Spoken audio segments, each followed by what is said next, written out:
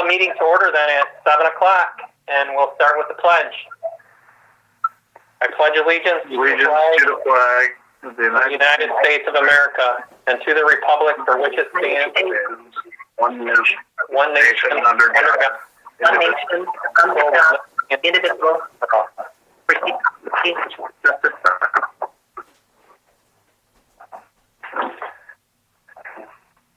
All right. Good evening, everyone.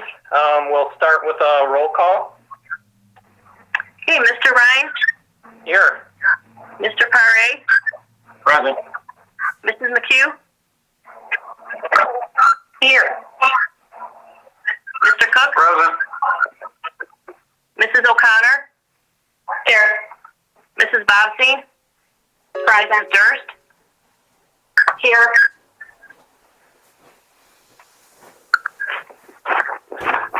Okay, we have the whole board present. We'll move on now to item 4, which is adoption or amendment of agenda. Do we have any amendments to the agenda?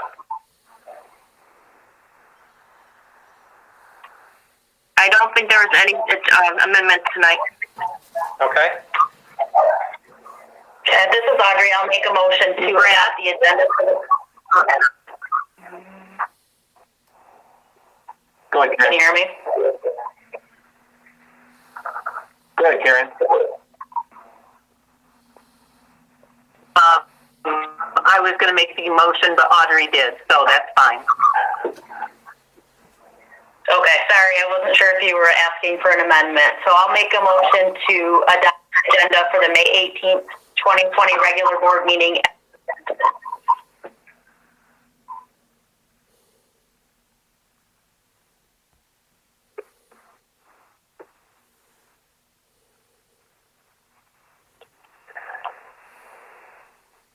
Okay, it is moved by Mrs. O'Connor. Is there support? Support. Support. I'll support. Was it Mr. Paré first? Okay. Yes. So it's moved by Mrs. O'Connor, supported by Mr. Paré to adopt the agenda for the May 18th regular board meeting as presented. We'll take a roll call vote. Mr. Ryan? Yes.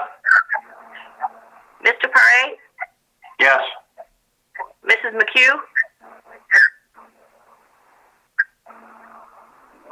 Mr. Cook? Yes. Yes. O'Connor? Mrs. Bobstein? Mrs. Yes. Durst? Yes.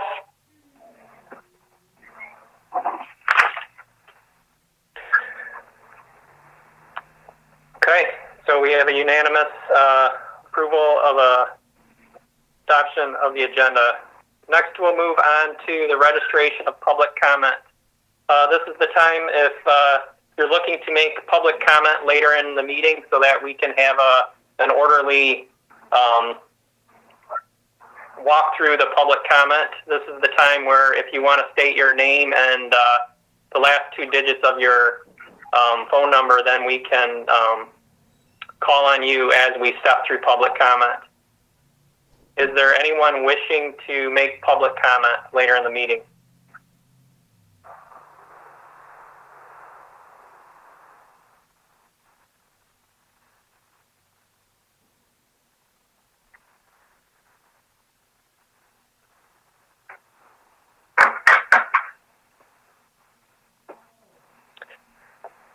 Okay, it does not look like we have any public comment tonight.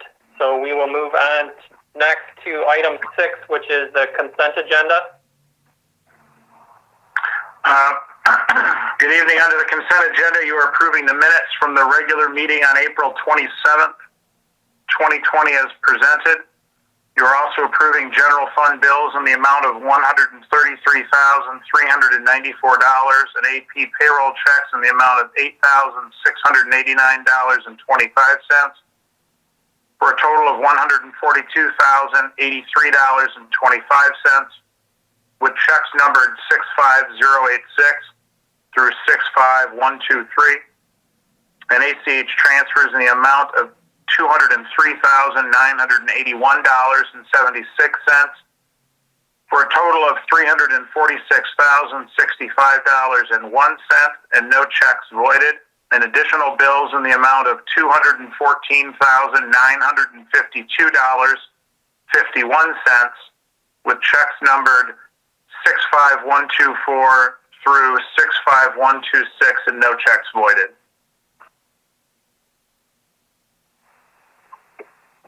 Support. Okay, it's moved by Mr. Cook, supported by Mr. Paré to approve the items under the consent agenda as presented. We'll take a roll call vote. Mr. Rye? Yes. Mr. Paré? Yes. Mrs. McHugh? Mr. Cook? Yes. Mrs. O'Connor? Yes. Mrs. Bobbsey? Yes. Mrs. Durst? Yes. All right, we have a unanimous vote to approve the items under the consent agenda as presented. Next up, we have item 7, which is the report. This evening, we have Dr. Miller here from RISA to walk us through the 2020-21 proposed RISA budget. Thank you, and it's good to be here with you tonight, although virtually. I'd rather be there. Those of you who know me, I'd rather be there in person to visit with you, but this is the best we have for right now, so I'm happy to be here with you virtually tonight. I'm just going to give you a few bullet points, general comments, a brief look at our general fund, our special ed fund, and our career and technical education fund. As you know, we have 3 different budgets at RISA that cannot be mixed. There are 3 distinct separate budgets of those that I just mentioned. Interestingly, with what's happening with the financial picture in our state, property values actually increased 3.5% over the past year, so that sets the stage for some additional revenue into our vocational education budget, which is nearly 80% funded by property taxes, and special ed budget, which is nearly 50% funded by property taxes. So while those 2 budgets will be in decent shape, our general fund budget is another picture. We're facing the same scenario that our local school districts are facing. For us, nearly 50% of our budget is state funded. Not a per pupil foundation, but it's funded by state aid in Section 81. So we do expect a significant decrease in that coming up. You probably are aware that we continue to provide payroll services to 9 different organizations. 5 of the 7 St. Clair County districts use us for payroll services, along with the Blue Water Middle College and VLA of St. Clair County. Our human resources and information technology departments provide services to 4 of our St. Clair County districts, along with Blue Water Middle and VLA, and that has saved our local districts thousands of dollars, and also adds an additional revenue that we put back into our general education support folks, the consultants who spend hundreds of hours in our districts each year. So now on to just a couple of bullet points about our general fund.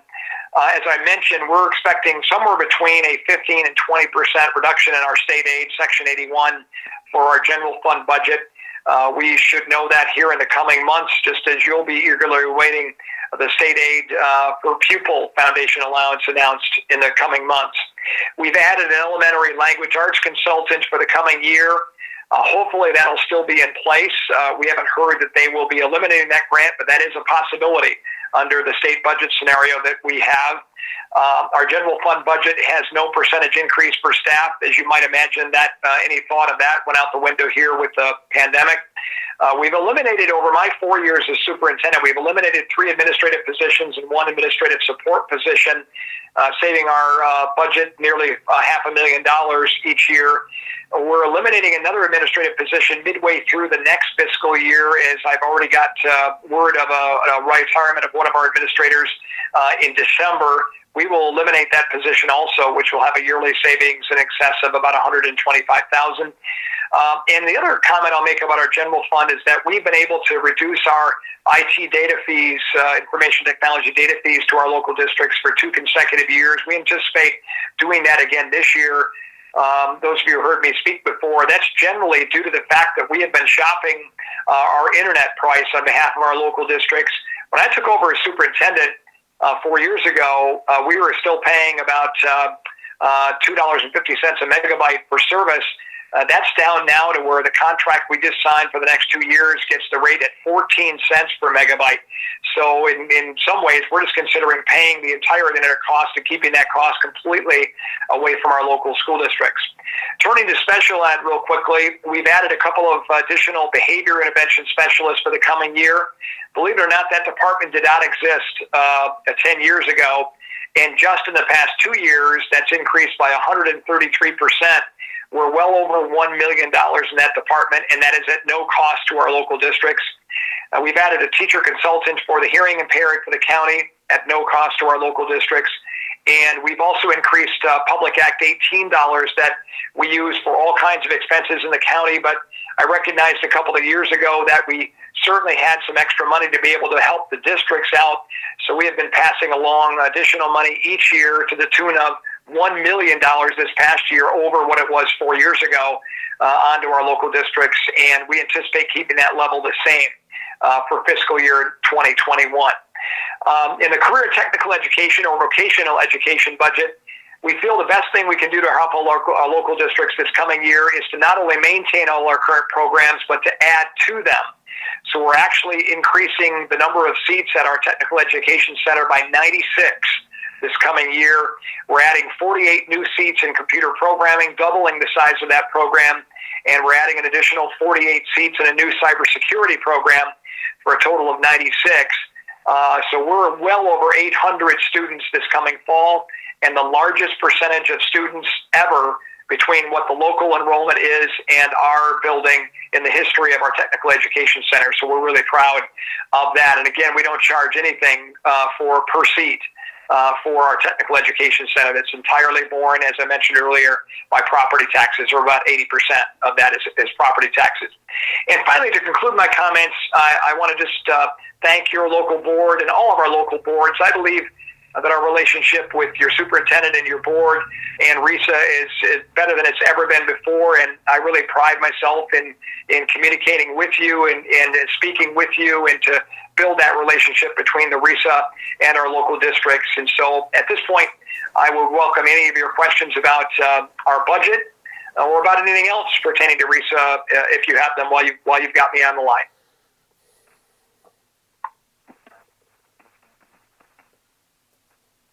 Hey, Kevin, it's Martin Cook. Just a couple questions. When you're looking at your 15 to 20% reduction in your state funds, where do you see that reduction occurring within your current budget? So that is, there's a line item called Section 81. So the budget is divided up into different line items. We're actually, ISCs are funded through Section 81. So there's 81 point this and that. And so that is our state aid payment that we get. There's several ways that we fund our vocational ed and special ed funds, but nearly 50% of our budget in our general fund comes in that Section 81, a small percentage from property taxes to our general fund. We do take in a lot of revenue, and that's been a key ingredient from entities outside of our local school districts, which allowed us to reduce costs to our local districts. But generally, you'll find that in what's called Section 81 money.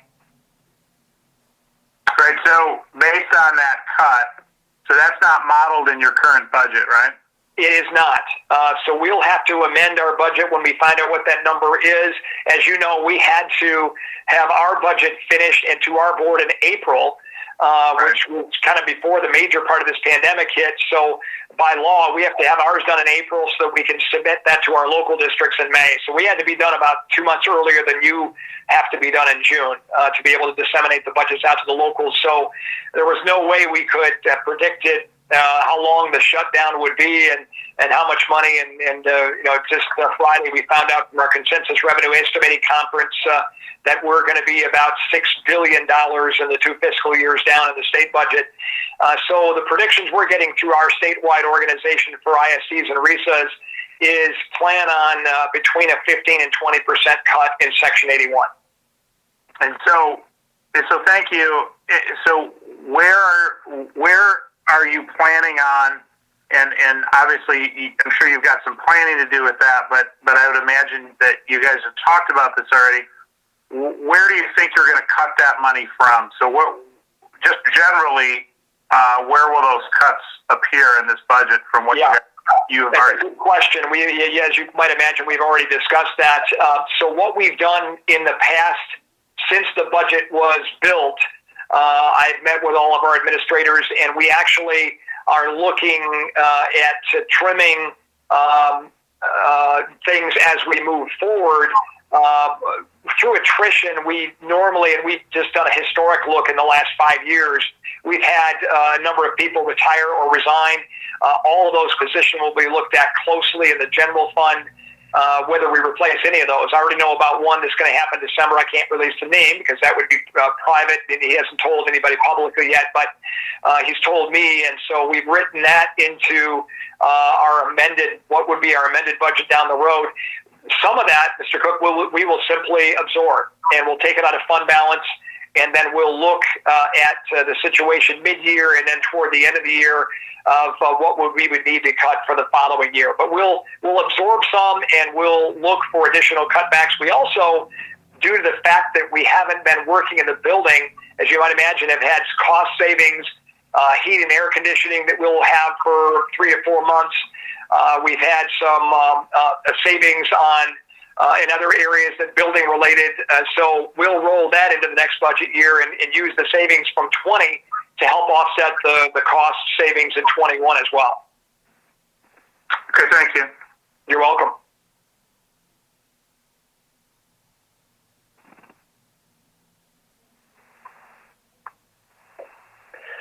Yeah, it does look like this is Dave Ryan. It does look like prior to the pandemic hitting that you were having very good fund balances. 20% plus, and even better in the CTE budget. So thankful that you were in that position going into this for sure. Yeah, one of the things that's added into those fund balance is money that we set aside because we're so dependent on property taxes. In all 3 budgets, we began putting away money 5 years ago for the closure of the DTE plant in China Township. So we didn't know how big the gap would be between the closure of one, and we were hoping that we would get the gas-fired plant, which we ended up getting in East China Township. We have another closure that is predicted in the next 8 to 10 years.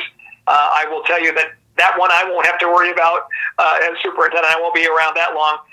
But we've also kept the money in the fund and anticipating that announcement coming up in a couple of years. So those are also represented there. So that is money we could roll back into operations if we needed to as well. Okay, thank you. Is there any other questions from the board for Dr. Miller? I appreciate your time tonight, folks. Really appreciate the job you're doing, especially right now. So many thanks for the work that you're doing and serving children in the Memphis School District. All right. Thank you for joining us tonight. Thank you. Have a great evening. Chris, did you have something else? No, I said thank you. That was it. Okay.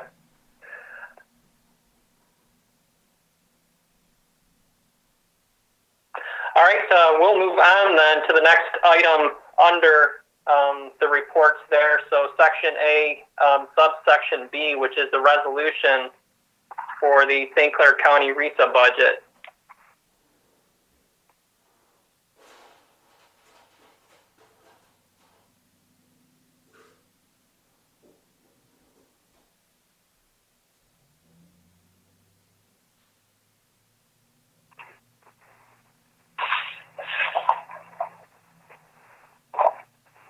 This is Audrey. I'll make a motion to approve the proposed RESA budget for 2020-2021 as presented. Support.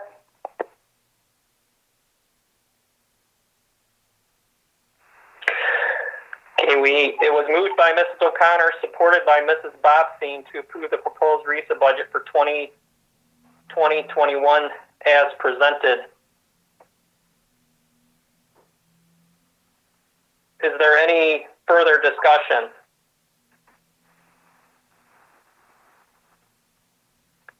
Okay, we'll proceed with a roll call vote then for that resolution. Mr. Ryan? Mr. Paré? Yes. Mrs. McHugh?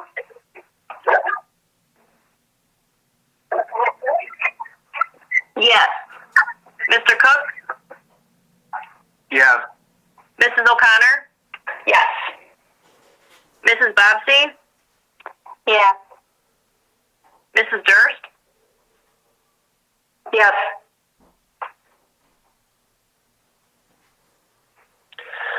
Okay, so we have a unanimous approval of the resolution for the proposed RESA budget for 2020-21 as presented.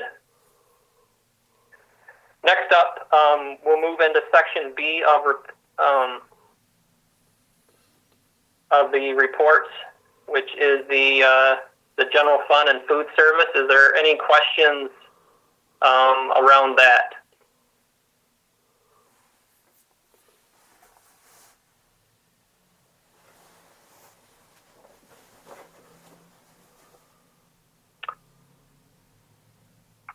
Okay, we will then move on. Do we have the maintenance and transportation director with us this evening?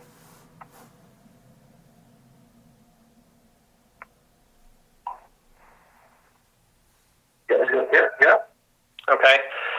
Does anyone from the board have any questions regarding the maintenance transportation director report for Mr. Kujat?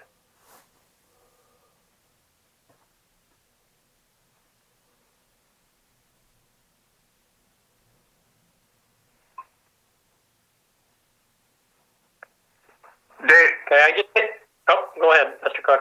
I was just going to say, the maintenance projects are a separate line item, correct? A separate agenda item, I should say? Yes, down in new business, item D, there were a couple of projects that we wanted to discuss this evening. Okay, that would be the only questions I have would be in regards to those, so I can wait. Okay. All right. We'll move on to Mr. Oakey and the athletic director report. Do you have some highlights you want to share with the board? Yes, how you doing, Mr. Ryan, and hello to the board, Mr. Goodney, and the other administrators. Hope everybody's safe. Are you there? Yeah, we can hear you loud and Okay, clear. good. Good evening. Yep, just a few things. I know it's already been reported, but congratulations to Senior Bradley Diener, named the Macomb County Scholar Athlete Award for basketball. Very proud of Bradley, 4-year player on the varsity level, and obviously excelled very highly academically. Looking forward to be able to honor him publicly at some point. So congratulations to Bradley. In short, the Friday Night Lights that we've been doing has been received quite well from the community. We've had several other entities want to take part in it and support it, and it's been fantastic. So just a little something to celebrate not only our athletes and our seniors, but all our students, but primarily for our seniors and, putting the 2020 up in the score clock and stuff like that. So that's gone very well. There's been a lot of things going on. The one thing I do definitely want to touch on is was on my agenda last month in regarding to a co-op with Landmark. We've had to table that for the year. Main reason is, unfortunately, as athletic directors, we have not been able to meet. Our first meeting will be June 4th, like this, virtually. So I couldn't get league approval. Not enough people would partake in it unless we met as a whole, and it had to be completed by June 1st. So it's probably not the worst thing, with obviously what we're faced with. We're looking forward to moving forward, But, we were hoping to get this done back in March, April at the latest, and, with everybody out of school and the leagues not meeting, it's been a chore that we haven't been able to accomplish. So, unfortunately, we're going to have to table that at this time, but we definitely will revisit it pretty quickly once and when school resumes. So, we're not going to be able to move forward with that at this time, but Landmark is excited about doing it. They used to have a co-op with Cardinal Mooney, and they're wanting to come to us. And the good thing about it is because of the attendance of their school and ours, we wouldn't move up into a higher division, if and when we make the playoffs. So just wanted to clear that up. Again, it's just unfortunately a circumstance of what we're dealing with. So other than that, the rest I think you can pretty much read. Congratulations, and we're very proud, as you saw, that we've been able to have the company come in. I know Mr. Goodme spearheaded it and was there, and they were able to set up our weight room. So when our kids come back, we're going to be very excited. I can tell you that I've spoken to not one, not two, but 3 different trainers that we're going to bring in. 2 that I introduced during the basketball season for strength and conditioning, speed and agility development. That we're going to have all the coaches and have all the programs start to follow path all the way through all the high school teams, male, female, and the speed and agility down to the junior high. So it's things that we're looking to improve all our athletes, also quality of life, and make it hopefully a district-wide way of, getting our kids to be able to excel to the best of their ability.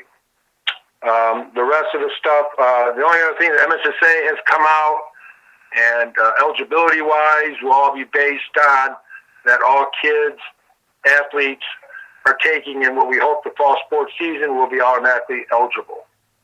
Academically eligible, that is. So that is pretty much it for my report. Thank you, Mr. Oki. I look forward to seeing that weight room in person hopefully soon. Is there any questions from the board for Mr. Oki? This is Audrey. I have a quick one, and I don't know if you'll even be able to answer it, but has the MHSAA given any indications on planning for fall sports or contingency planning? All speculative. That's a great question, Audrey. Really good question. I can tell you that people have thrown around maybe having baseball played in this fall season and football played in the in the spring season. I think the likelihood of that is very minimal. But there have been people, I believe Ohio has already made that decision.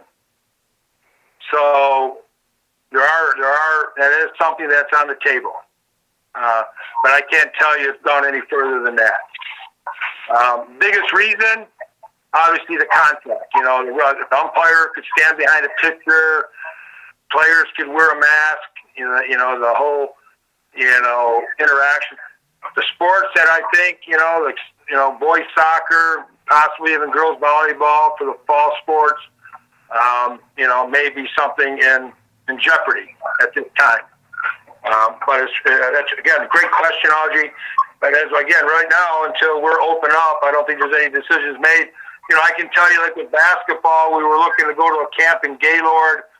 They're still advertising to do it in the middle of June, but the likelihood of it is very minimal. And I don't think at this point, talking to them, very few teams are even going to be able to organize it, this late a notice. I mean, that's stuff that we wanted to have organized back in April, May, or, pretty much April, and, we don't believe it's even going to happen. So to answer your question, at this time, nothing definite, but that is one thing they're looking at with football and baseball. Okay, thank you. You're welcome.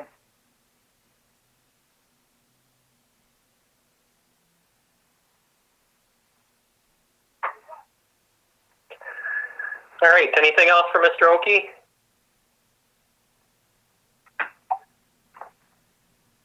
All right, thank you. Thank you. Everybody stay safe. Yep. All right, anything from technology this evening? I do not believe Brian's on the call. He put a few items on there, but I don't think he's on the call this evening. Okay. We'll move on then to Mr. Walsh, Business Director. Good evening, everybody. Just a couple things I wanted to touch on from my reports and just kind of dig into a little bit deeper here. In response to the COVID pandemic, the federal government has awarded the CARES Act funding to the state of Michigan. Total allocation in the state of Michigan was $390,000 that was going to be distributed to districts.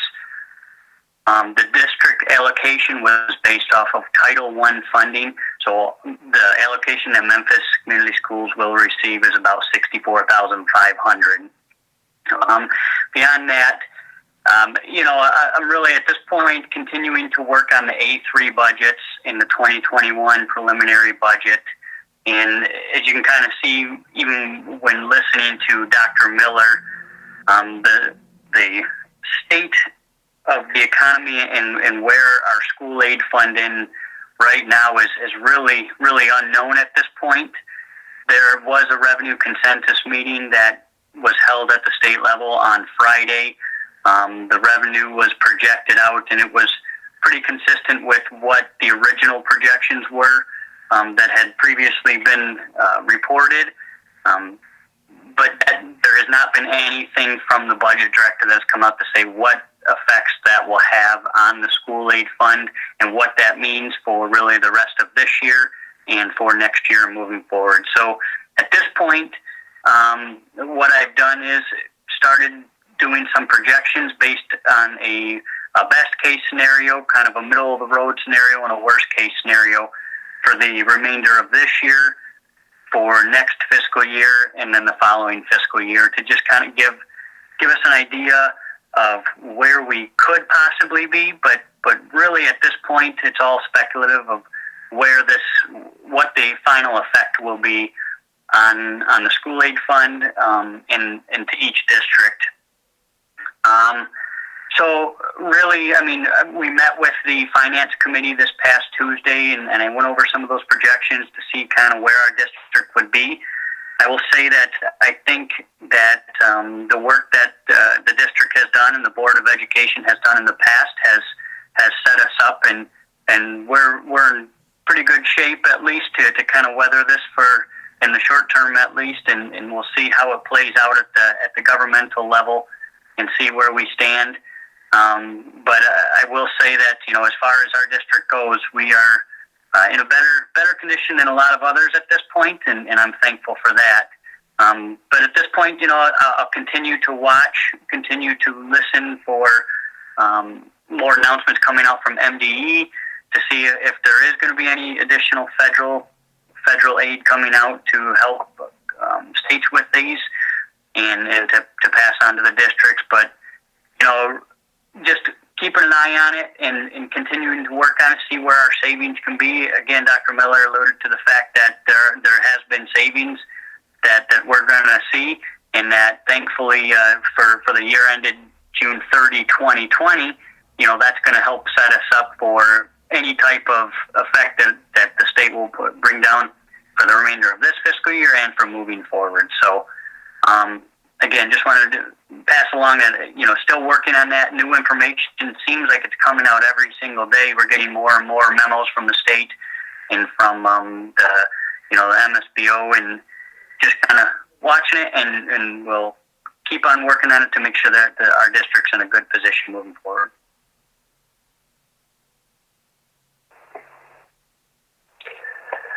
Okay, thank you, Adam. Any questions, Mr. Walsh?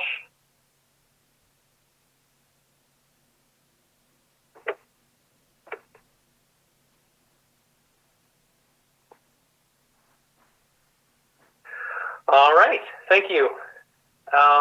We will move on to Mrs. Hankins. Can give us some highlights from your report, elementary principal. Good evening, everyone. I think what I would like to start with is some very exciting news. We held our kindergarten kickoff. It was obviously our first time doing this virtually. Of the 60 kids that we have on our kindergarten list, 42 of their families attended our virtual kickoff. That is great numbers, especially considering it was virtually. I think last year we had the 41 attend, so our numbers are almost as good as last year in person. So that was very reassuring to me about our kindergarten numbers. Those who missed it continue to reach out to me to get the information. Brian recorded the kindergarten kickoff for us, and that has been posted along with my presentation on the elementary website so that we can continue to refer parents to that as needed. Kindergarten parents can drop off their registration packets on Thursday from 1 o'clock to 3 o'clock, which is also the time that we are having our first student belonging pickup at the elementary school. We'll have another one the following week in the evenings. Teachers were in last week packing up their students' rooms. They did a great job. Next week, teachers will start coming in. As you can imagine, for those of you who have been in an elementary classroom lately, they're decorated from ceiling to floor with lots of great things. So the teachers will start coming in next week and taking down their classrooms and packing up their belongings as they do every school year to get a little head start on that. Our teachers continue to do an awesome job planning and keeping our students motivated as we're going into this next week of virtual learning. I think we're all kind of beginning to see we're still having good participation, but it's a little bit of a struggle to engage our learners as much as we were able to at the beginning. So the teachers continue to plan fun, engaging, interactive lessons for the kids, and they've continued to really amaze me with how great they're doing. We had a parent meeting with fifth grade parents. There's a lot of end of the year activities for fifth grade parents, so we continue to work with that group in order to honor them and get them the experiences that they should have had. There's a parent group that's kind of spearheading that, and I continue to meet with them. Our school improvement team is virtually attending a book study from a book written by an author named Stephanie McConnell. She wrote a book called Win Time, Fearlessly Transforming Your School, and this she's a school administrator, and she's the one who kind of started Win Time and who we modeled our Win Time after. So it's been very great for our school improvement team to work with this author closely and to help beef up our Win Time as we move forward. We're very proud of what we've done, and we're really on a great track, and we look forward to enhancing that for our students. I think as of right now, that's mostly it. I'd love to answer any questions if anybody has any.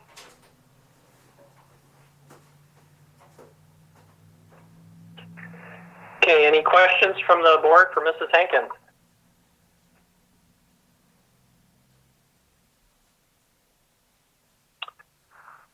All right, thank you. We'll move on to Mr. Krappa, junior senior high school principal. Good evening. Good evening, Mr. Ryan. Good evening, board, and everyone in attendance. Just a couple of quick things for you today.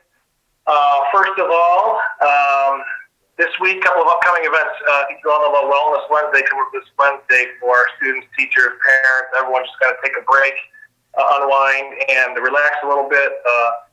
During online learning, obviously things can get a little bit stressful at home, so we're asking that everyone takes this Wednesday off to relax and not do any work. So we're hopefully everyone will be abiding by that, our proclamation on this Wednesday. A couple other events that are coming up. This Thursday is our virtual National Honor Society induction ceremony at 6 p.m. The test, I guess, for that, for this type of event came last week at our senior meeting. We had a senior meeting last week about seniors and their requirements for graduation that went off well, so we decided we're going to keep kind of going through this a little bit with our larger gatherings, and we'll have an NHS induction this Thursday. Also, and again, this Thursday, NHS is kind of another test for our big virtual honors convocation, which will be on May 28th from 6 to 7 for our seniors and their families.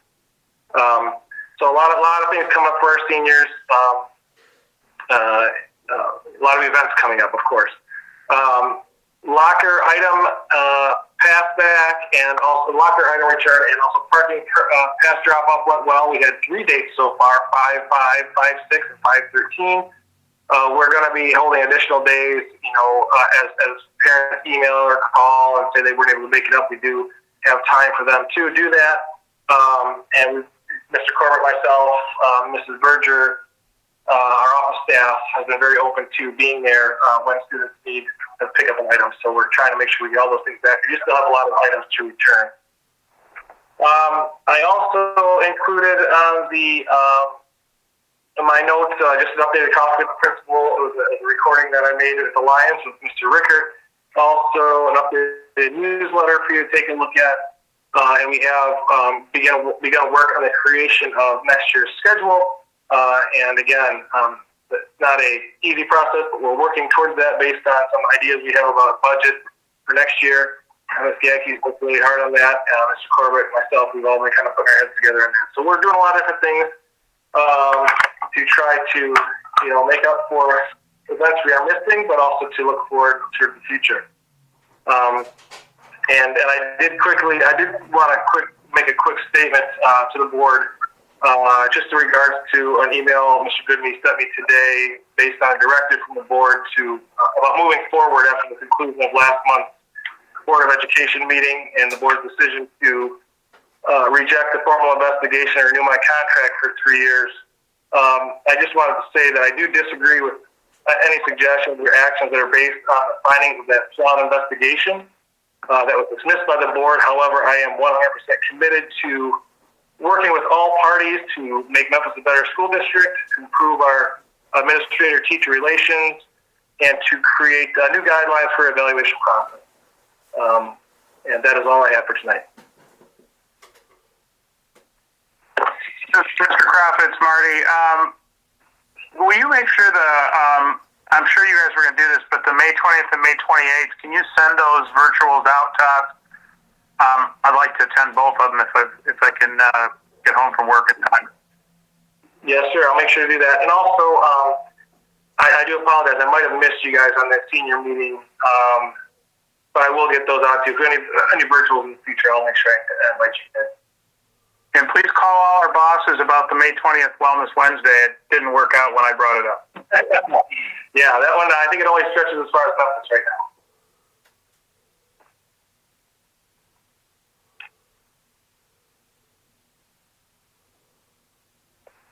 Okay, any other questions for Mr. Carafa?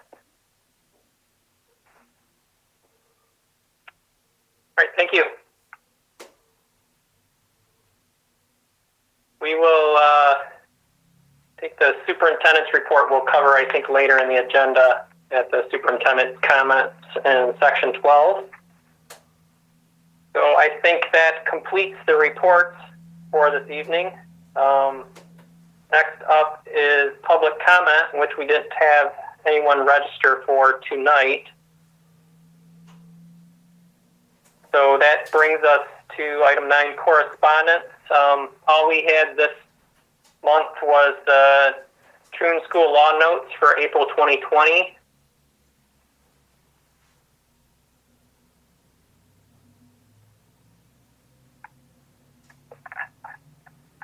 Is there any comments regarding those that the board would like to make?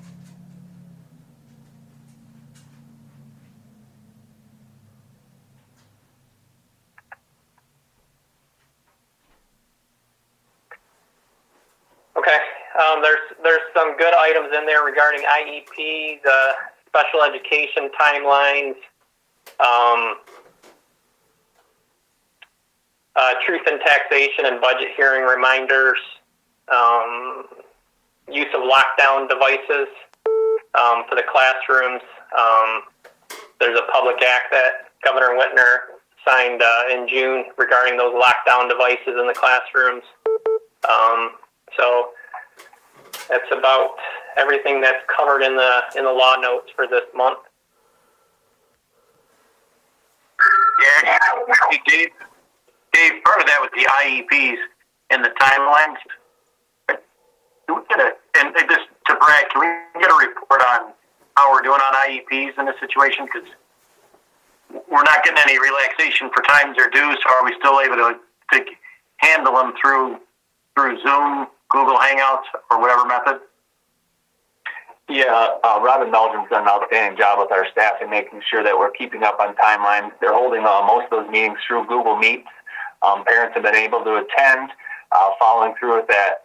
The other part was with the IEPs is that we're doing these CLPs for all the students to talk about what we're able to offer during this difficult time for the kids. But we are staying up on our timelines for IEPs.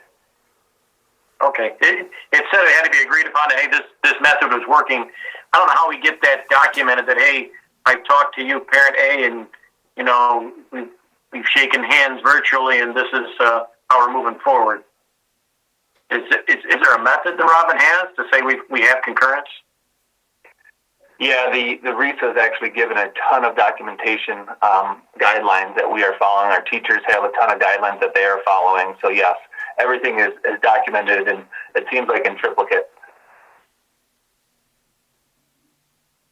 All right. Hey, thanks, Brad.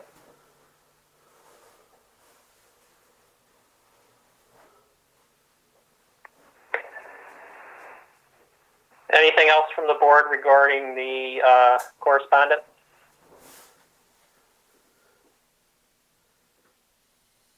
Okay, we have no old business this evening, so we're on to new business. Item A, which is Loretta DeLong tenure.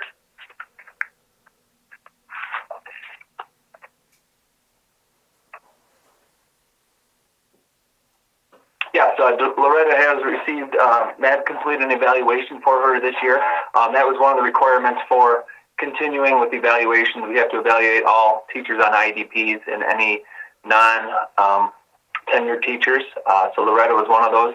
And following her effective evaluation this year, she does receive tenure through Memphis Community Schools.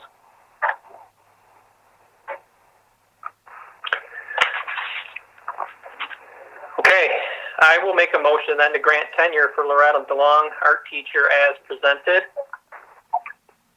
Support.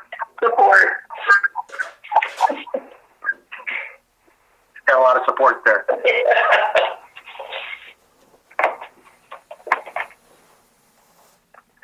I believe we had Mrs. Bobstein in there first.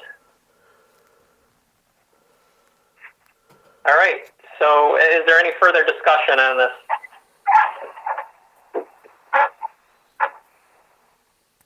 Okay, we'll take a roll call vote then.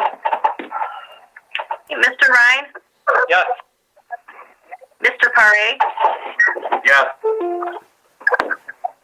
Mrs. McHugh? Yes. Mr. Cook? Yes. Mrs. O'Connor? Yes. Mrs. Bobstein? Yes. Mrs. Durst? Yes.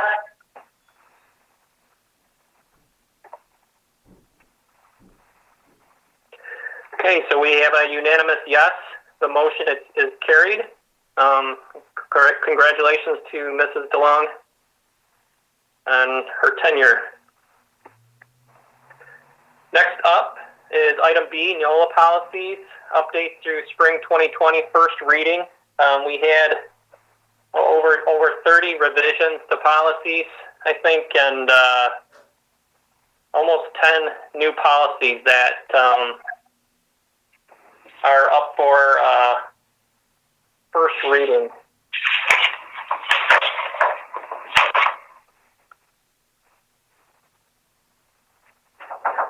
This is Audrey. I'll make a motion to approve the first reading of NEOLA policies, updates through spring 2020 as presented.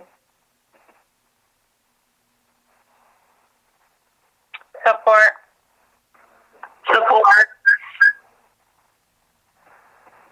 All right, we have a motion by Mrs. O'Connor, approved by Mrs. Bobstein, or supported by Mrs. Bobstein. And now we can have some discussion on those policies.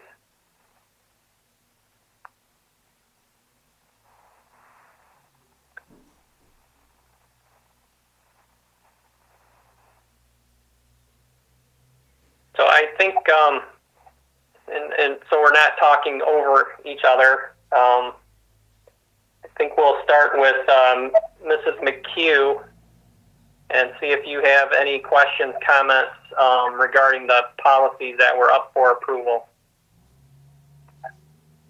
Not at this time, no. Okay, Mr. Paré? I hate to admit I was not able to open those policies, so I have not at this time. Okay, Mr. Cook. The only question I have may not actually pertain to point 2 on the document that Laura sent out, but is there any issue with the school property bus garage being in such close proximity to what I believe is a proposed marijuana store? Are there any issues with that? Has that been brought to the school at all for comment or anything? I contacted the chief of police asking the same thing. There is nothing because it is not a student-occupied building. The restriction is 1,000 feet from a building that houses students. That is the only thing that we were discussed with chief. The city has not brought any questions to us on that. Okay. All right, yeah, that makes sense. All right, thanks.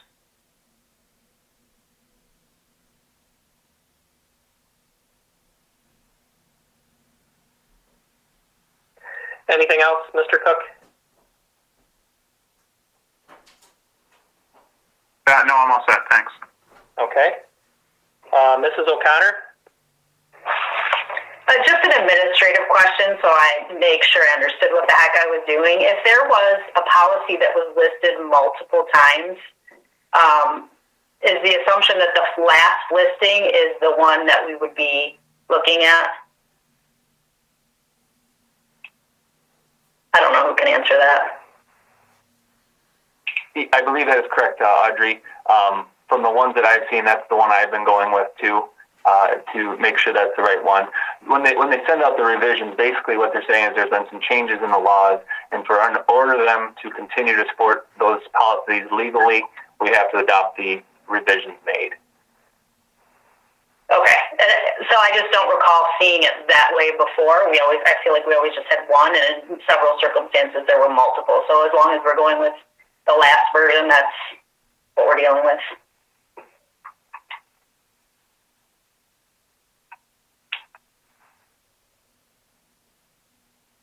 That was my only question, Dave. I'm good. Thank you. Mrs. Bodstein, any comments, questions on the new policies and the revisions? Not at this time.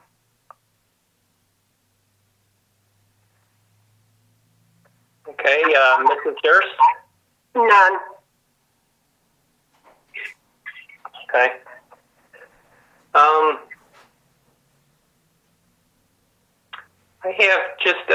I have a few items here, notes as I read through these. If we can take a look at 1422.01.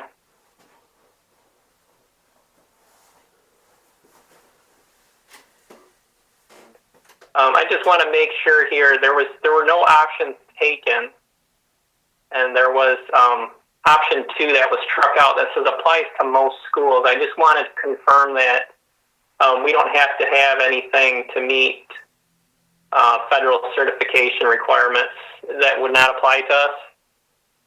That is correct. On recommendation from our Neola rep, that is what he has told us as well.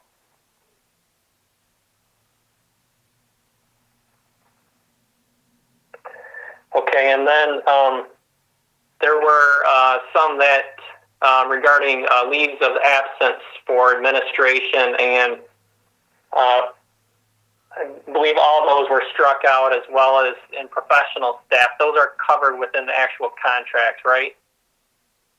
That is correct. Okay. Then 2210, there's curriculum approved courses. And there was a comment in there, I have to find where it says exactly, but it talks about the board adopting a list of individual courses, if I remember correctly, and it's down in the green text, down towards the bottom. It says approved courses. The board shall adopt a list of the individual courses that have been approved. Have we done that in the past, or do we need to do that in the near future? I believe it's been a couple of years since we did it.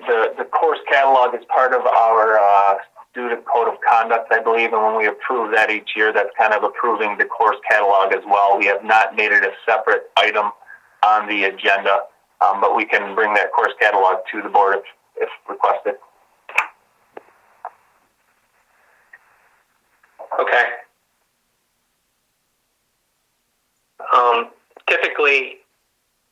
Typically, I guess I've seen in the past where, there's been different classes, added courses.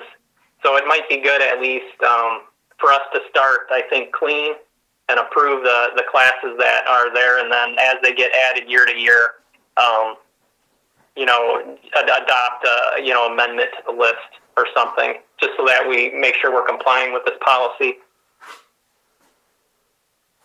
Absolutely.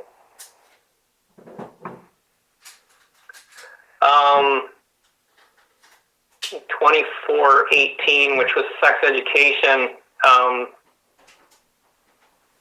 There was something about a public hearing I have in my notes here. Down it'd be the fourth paragraph from the bottom. The board shall hold at least 2 public hearings on the proposed revisions. I think, as this policy is updated, I think that's what they're referring to if we make any changes to this. I don't think the changes are, extremely significant here, but I just want to make sure we're complying with that.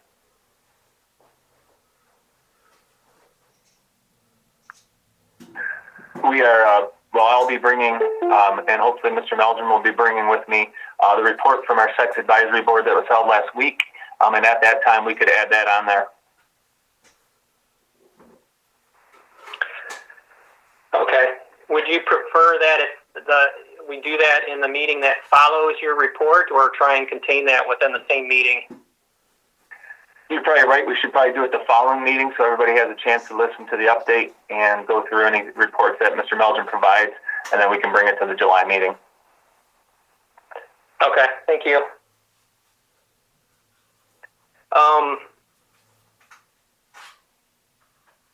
In the property section in 7300,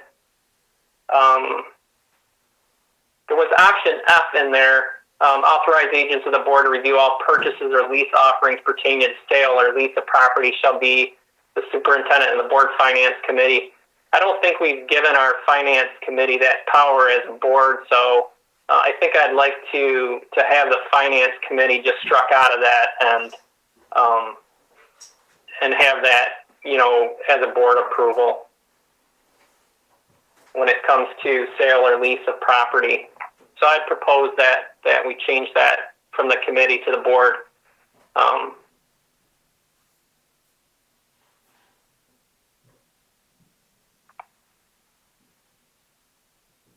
We will make those revisions. Okay, and then last one. The last one on abuse and neglect, 8462.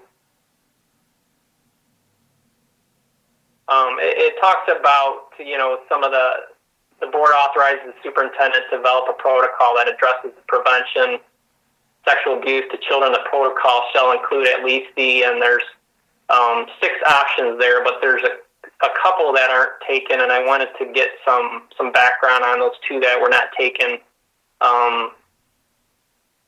Regarding training for school personnel, is that picked up in another manner, or did you feel it's not necessary, or what was the Neola, comments on that? Based on from Neola, kind of was that if we are not currently doing it, that there was a recommendation that to try to bring it in as one more training held at the beginning of each year is very difficult to do. We do trade several staff members on it each year, but not every staff member receives that. Second one. The second one, C there, I guess the second one struck out as kind of the same thing. We aren't providing a ton of information to our community on that. Okay. is there any other discussion from the board on the policies that we have up for first reading?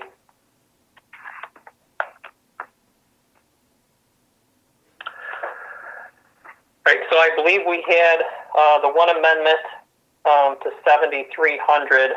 I think that was the only change I proposed, which was removing the finance committee and having it brought to the board and the superintendent. So, can I ask if there's a motion to amend?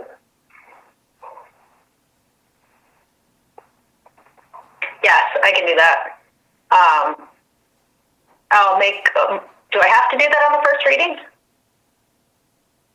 Before I do that? No, I suppose not. We can pick it up at the second reading.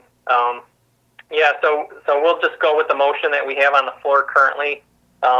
We have a motion by Mrs. O'Connor, supported by Mrs. Bobstein, to approve the first reading of NOLA policies updates through spring 2020 as presented. Can we take a roll call vote, please? Okay, Mr. Ryan? Yes. Mr. Paré? Yes. Mrs. McHugh? Yes. Yes. Mr. Cook? Mrs. O'Connor? Mrs. Bobstein? Yes. Yes. Mrs. Durst?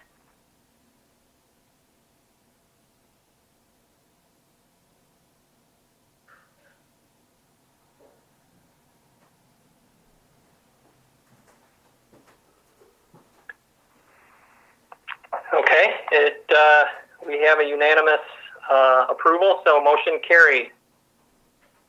Next up, we have item C, which is the emergency operations plan. Let's start off with some discussion on this prior to the motion. I think that would be a better order of operation. So, I guess, Mr. Goodme, can you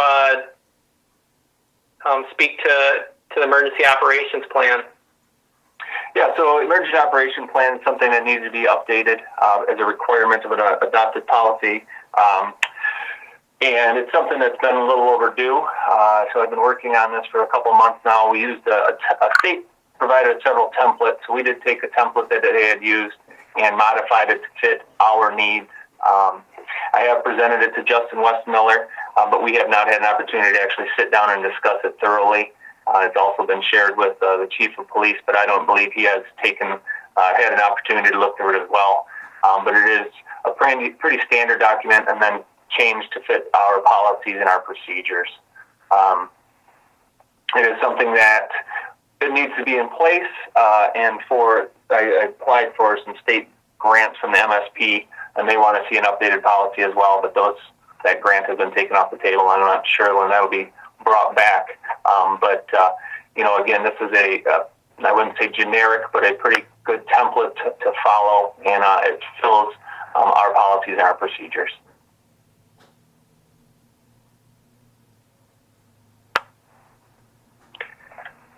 Okay. The only question I had on, and it was in regards to communication, and it talks about the superintendent, communicating with, being a critical part of the incident management, communicating between the staff and faculty members. And I just want to make sure that, if you are out of town or unavailable, if there's a backup specified. I know earlier on in the plan, you talk about continuity of school administration and the line of succession for the principal, and you kind of have it stepped through 4 people there. I'm wondering if we should cover that within the communications, or if it's picked up somewhere else, just to make sure that should something happen, we know who next in line is supposed to be communicating with the media, or do we follow that continuity of that's listed earlier. That was my kind of the understanding, the way it's laid out, that the second in command would be the assistant to the superintendent, so which would be Laura. That has held true kind of in the past of what we've done with any procedures like this. It used to be obviously Nancy Bowser, but whoever the soup and Nancy would kind of handle it would be the same thing, would be Laura and I. But we can make it a little clearer in there if you'd like.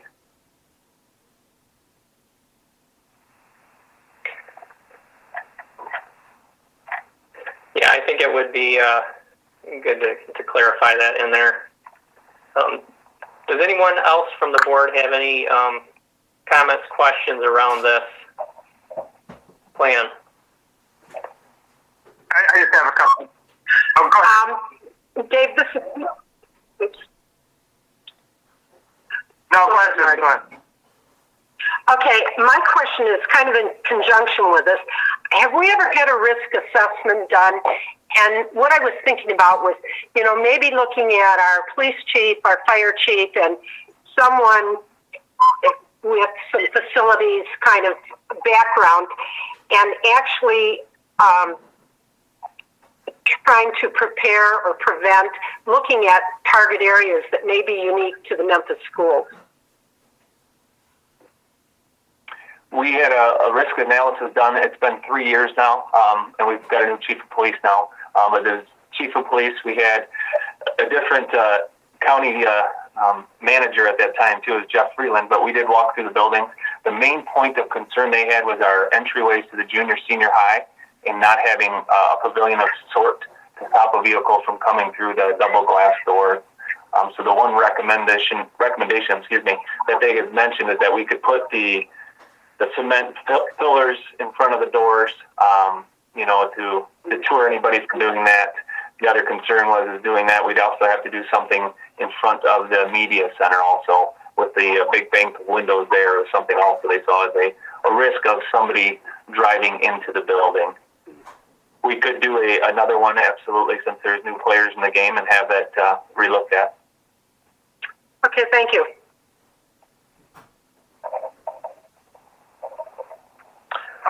My question. Yeah, thank you. Thank you, Dave.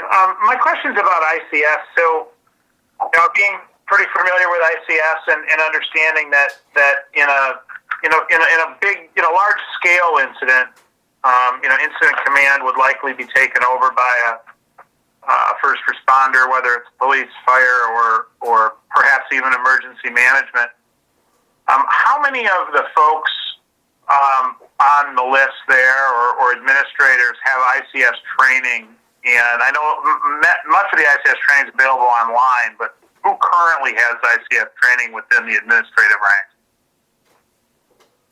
I do not believe any of us. Okay. I mean, because I think that would be a good. As I read this plan, it's a good plan. It's a pretty boilerplate plan of a tech, but I think understanding the ICS process is really, really important because, if you have a large scale incident, you call in, emergency management, Jeff's old position,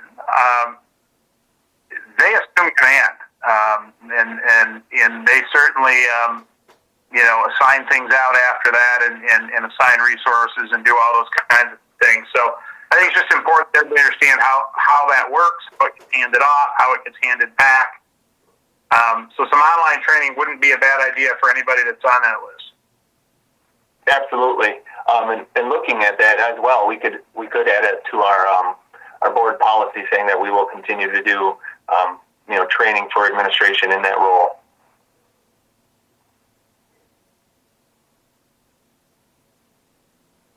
That's all I had, Dave. Thank you, Mr. Cook. Any other comments, questions from the board?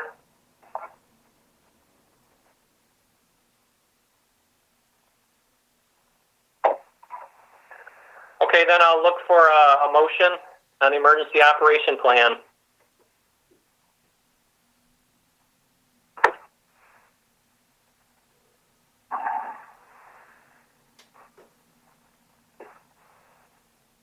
Okay, I'll move to approve the emergency operation plan as presented. Support. Support. Okay, we have, it's moved by Ryan, supported by Paré. Any further discussion? Yeah, I'm sorry, Mr. Ryan, it's Marty again. Just a quick point. I think on what page is this? Page 17. I would, before we approve this, so we don't have to change it again, the Memphis Fire Department number is correct, although it's not 24/7 like some of these other places are. I would list or 911 there, just so people don't think they're going to call that and get somebody all the time, because they're not. Yep, absolutely. That's it. Okay, I'll amend my motion then. I move to approve the emergency operation plan with the amendment as presented. Support. Okay, it's moved by Ryan, supported by Paré. We'll take a roll call vote. Mr. Ryan? Yes. Mr. Paré? Yes. Mrs. McHugh? Yes. Mr. Cook? Yes. Mrs. O'Connor? Yes. Mrs. Bobstein? Yes. Mrs. Durst? Yes.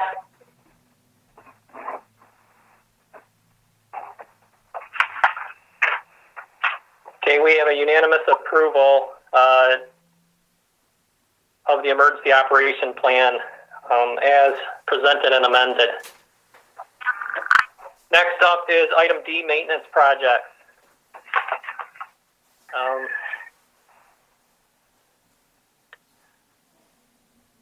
Let's start with discussion on this topic.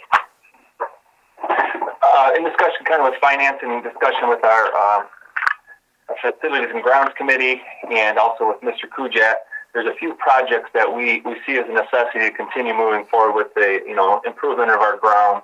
Mr. Kujat went out and he provided some updates in the board report. We got some estimates of repair. The one thing that we had two big items are concerning. We had somebody come out and evaluate the roof at the junior senior high school because of all the leaks that we were having. And they've given us an estimate of $4,000 to repair the leaks around the gym roof. There's some flange that is up there that is up too high, so the water backflows into the weep holes, and then obviously comes inside the building and down the inside. They also will do some repairs, some spot repairs of the leaks that are going on throughout the roof system. At $80 an hour, we were trying to make an estimate of what that may take, and they couldn't give us a real good number. What I'm looking for is an approval of not to exceed amounts of $15,000 to move forward with the repairs of the junior senior high school roof. Mr. Kujat, I know if you're still on, do you have any other comments on that one? No, other than the fact that a few people, we had three companies come out.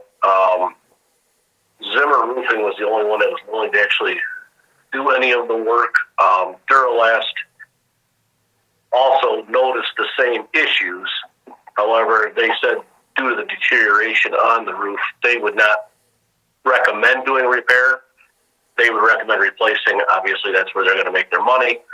But Zimmer Roofing was really the only one that was willing to actually come out and do any of the work on it right now. They figured there's probably a lot more holes than what they could find just because of the rocks up there. And they said every time we go up there, we're probably going to continue to puncture holes in the roof and not be able to find them. So they said the only option is really to get those rocks off the roof in order to prevent anything else from happening. But the style of roof that's on there requires the rocks to hold it in place. The new roofs that they put in now don't.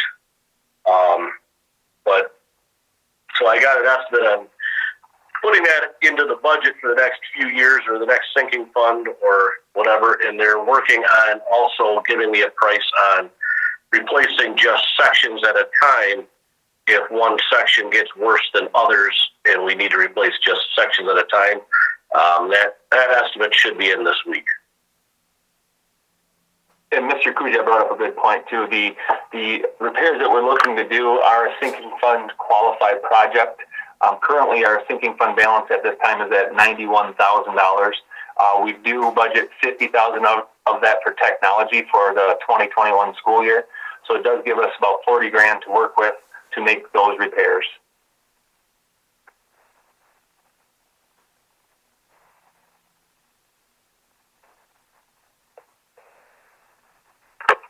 Okay, was there... Well, Mr. Kujia, Yes. based on Zimmerman's analysis, I know they said every time they may make more holes, but if they patch up, does it extend us another 4 years? They would not. Any edit? All they would warranty was the holes that they repaired. You know, Outside of warranty, where do they think it'll extend the life? They thought we might be able to get another. They thought we could probably stretch it out another 5 years. All right. And it's understood, not their ownership of future leaks. Right. And unfortunately, they may cause a couple extra leaks when they're up there working. If you go up on that roof, you'll notice there's a lot of split rocks up there, just from the freeze and thaw cycle that goes on. And they are terrible when you're up. You know, we have the people working up on the roof for air conditioning units when they go bad, getting whatever goes up there that kids throw up there. So there's not a ton of people walking up there, but there's enough that it does cause a bit of an issue. Hey, Mr. Kujia, I've never been on the roof, but usually there's a walkway. Do they leave a path? Is there a walkway outside of the rocks? No, it is covered from the edge to edge with rocks. They said that type of rock roof is a floating roof, and it needs those rocks to hold it down. I don't believe it needs as many as are up there, but that's my opinion. I'm not a roofer, but it seems like there's an excessive amount. All right.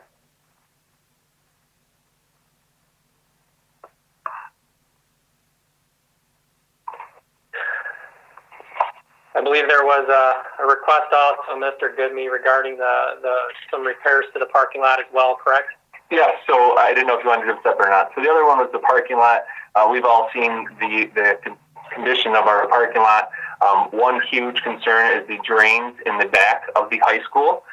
So we've had a couple of companies come out and give us an estimate on repairing the potholes that are out there, and to fix those drain basins behind the junior-senior high. One came in at $25,000, and the other one came in at just over $14,000.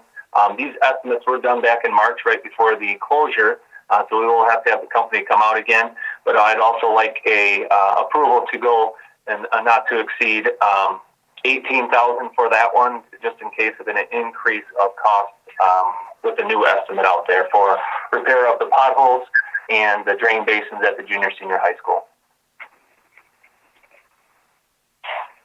Again, this is a sinking fund qualified project, and that would keep us still in that additional $40,000 that is available currently in the sinking fund.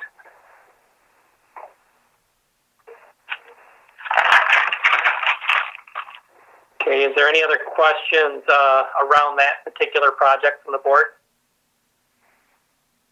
Well, similar question. When do we think we need to go for the full parking lot? They say that is going to depend on the weather, and how much more often we continue to drive buses and fire trucks on the parking lots. They said the buses and the fire trucks are destroying our parking lots. The driveway going to the back of the school and the parking lots themselves were not designed to have that heavy a vehicle on them, which is why we had to redo that loop in front of the high school. One of the things we think we need to do is change our pickup and drop off, possibly, if we want to try to save the drive going to the back of the high school and stop the buses from going back there. And we need to stop the fire trucks from practicing in the the student parking lot is destroyed to the point where it's unrepairable now, so maybe we can continue to let them practice over there for now. But it's beyond repair at this point.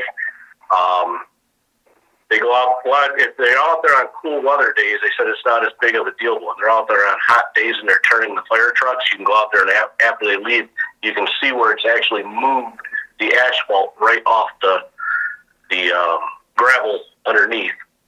And if you drive on that back lot going back, you'll notice all kinds of spider webs. The cracks have only continued to get larger. And if we get a lot of freeze-thaw cycles, it could deteriorate to the point of needing to replace it in the next 2 years. They can't give any estimate on that because it's in such rough shape. The one thing they wanted to know was they were quite shocked that we didn't pay to have the parking lots completely sealed every year. They said that would have gotten us quite a few more years out of it. I have no idea what the cost of having somebody come out to seal them would be. Mr. Kujat and really the board, I think the bus thing is something that you have to work out with Mr. Goodman and the principals and figure out how best to handle the bus situation. As far as I'm concerned, aside from emergency response, I think with the condition of those, with all of our parking lots and driveways, we should not have fire trucks nor any other truck of that weight on them at all, unless it is an emergency. And I know that school's been very, very kind to the fire department and let the department use the lots for many years for different things. But I think the department's got to find a different place to do those things, because when we do invest that money, we cannot allow that to happen again, because I don't care how much money you put into a lot. You put a fully loaded fire truck on it and start turning the wheel, you're going to tear it up. That may be a separate, it may be a separate conversation, but I think it needs to be had sooner than later. I can absolutely have that conversation with Chief Diaz and let him know that at this time we're not going to be able to allow that to continue just because of the conditions and what it does to our lots. I will reach out to him.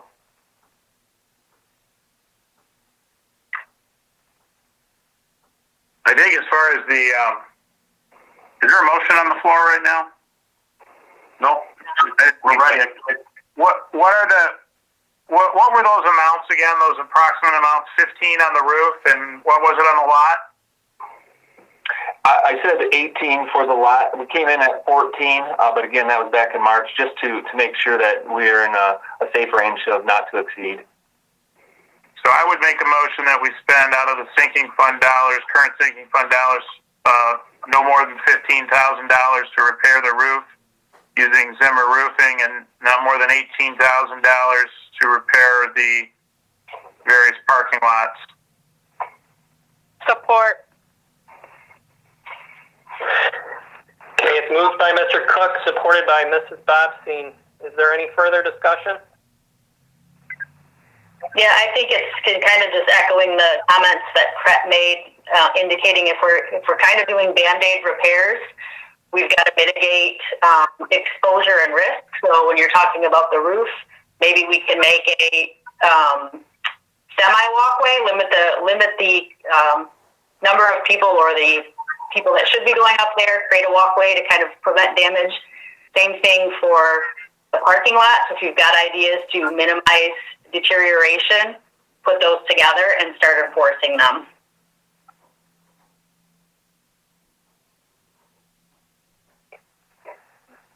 Okay, thank you. Any further discussion from the board?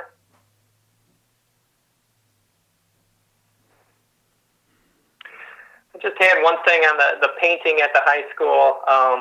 This is not really part of this project, but I didn't pick it up in the report.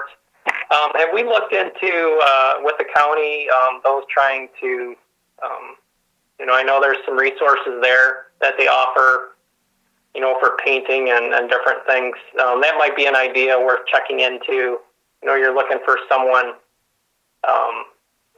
to take brush and roller to the school. That might be something worthwhile to look into as well. What do you mean, Dave, by the county? You mean like the inmates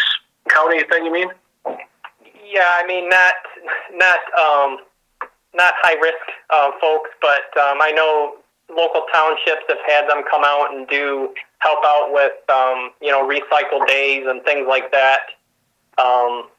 Depending on the amount of workers that come out, you have support there from the county as well.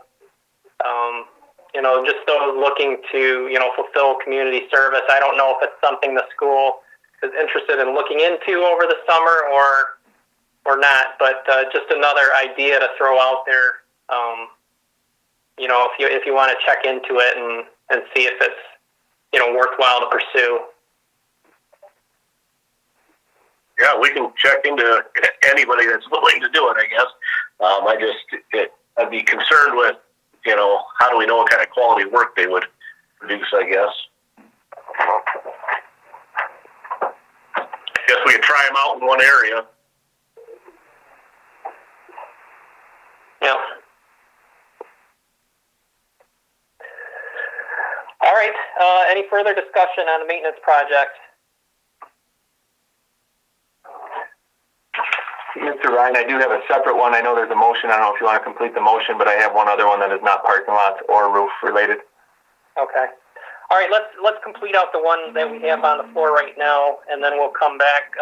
So we have a motion by Mr. Cook, supported by Mrs. Bobstein, for a not to exceed $15,000 for the junior-senior high school roof, and $18,000, not to exceed $18,000 on the pothole repair, and that will be funded by the sinking fund money.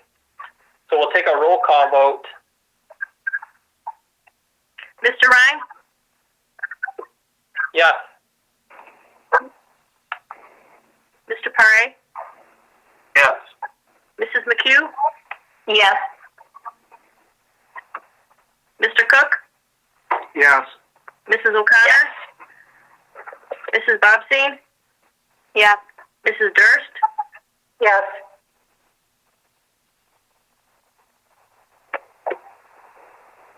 Okay, so we have a unanimous approval for those two projects.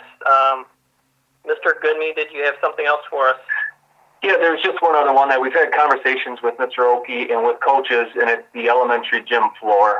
We did have that plan to move forward to doing a complete remake of that floor to be similar to the high school. It came in at $12,000.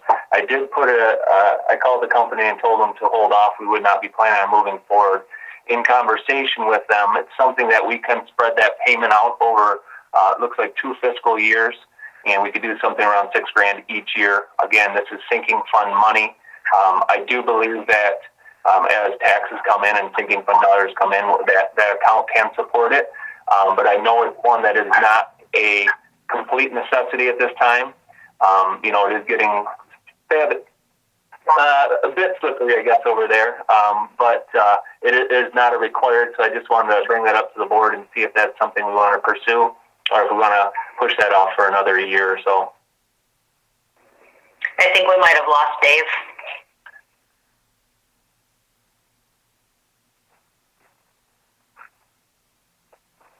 All right, we'll wait a second and see if he comes back.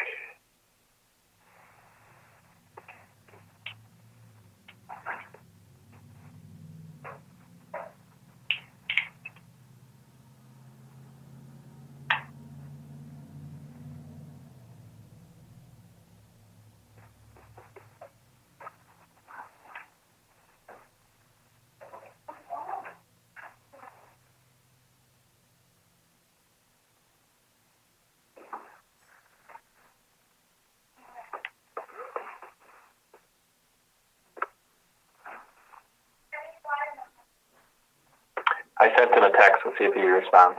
Sorry, it said that I was removed from the meeting, so sorry, I just rejoined here. Where you had left off was you had talked about having a quote for the elementary gym floor at $12,000. Sorry, can you repeat the rest then? Absolutely. So in conversation with Varsity Floors, it's something that they talked about working with us and spreading that payment over the 2 fiscal years and trying to split it in half and working with us to do it. Again, this project is not a necessity. And I know obviously with the finances coming through, I didn't know it is sinking fund eligible. And I do think the sinking fund would be able to support it. So I was looking to the board to see if they wanted me to pursue that or hold it off for another year or two.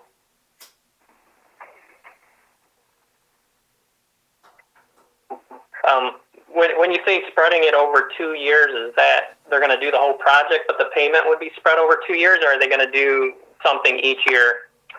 No, we could arrange it however works for us best. Basically, they understand the financial concerns that everybody's having right now, so they're trying to work with schools to see how they can do it. So we could finance half in this fiscal year, and obviously in July 1st would be the other half. Again, sinking fund dollars are, I think we can still cover our $50 in tech, our 2 other projects we just looked at, and with sinking fund revenue coming in as we start collecting taxes again to finance the remainder of it, we would look to complete it this summer.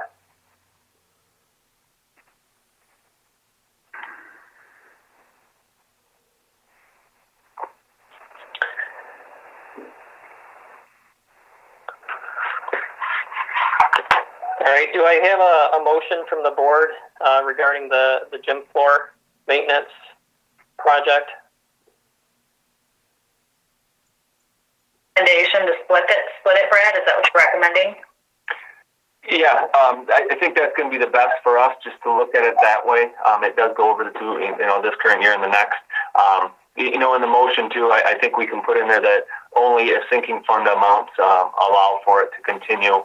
Obviously we don't want to touch the $50,000 for technology, and depending where those other 2 come in, I'm hoping we're on the high end in both those estimates, so we should have some money there. But pending sinking dollar availability, we could kind of word it that way.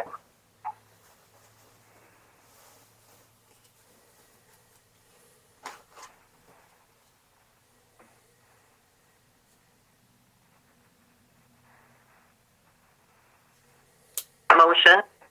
I'll make we go ahead and repair the gym floor and spread the payment over the two fiscal years from the sinking fund, and for it not to go over what we expect to be getting in from the sinking fund.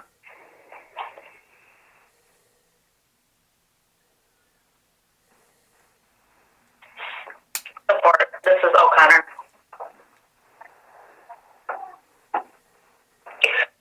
Okay, we have a motion by Mrs. McHugh, supported by Mrs. O'Connor, and I'll rephrase the motion here to make sure everyone understands.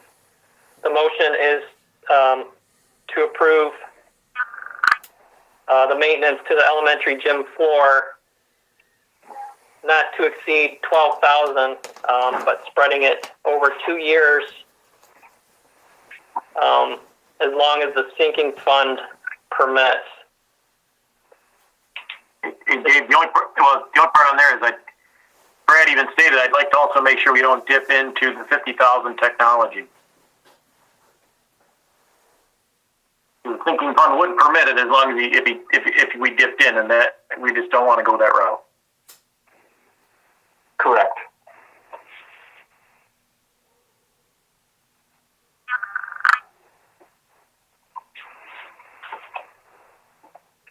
And there's no other sinking fund eligible projects that we'd want to consider in front of this behind the roof in the parking lot. Well, the one that the other one we kind of put on our priority list was from the buildings and ground was the painting of our facilities, and that does not qualify for sinking fund. Painting is more of a maintenance than a repair. Just so you guys are aware, it looks like Dave left again.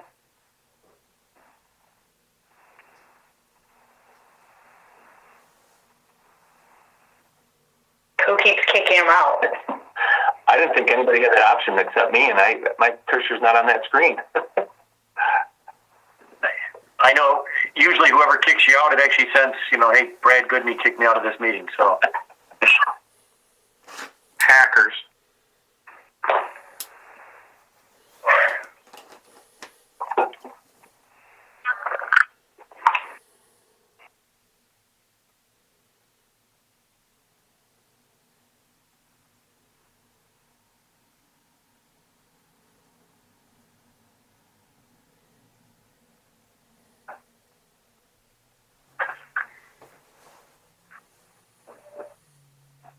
faith that number's going to go to 40 any second now.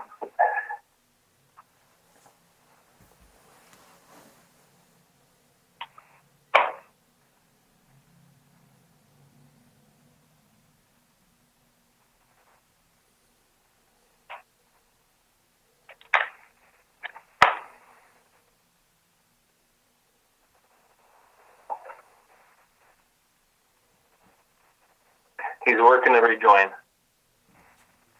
He's probably going to show up with Ethan's phone or something showing up.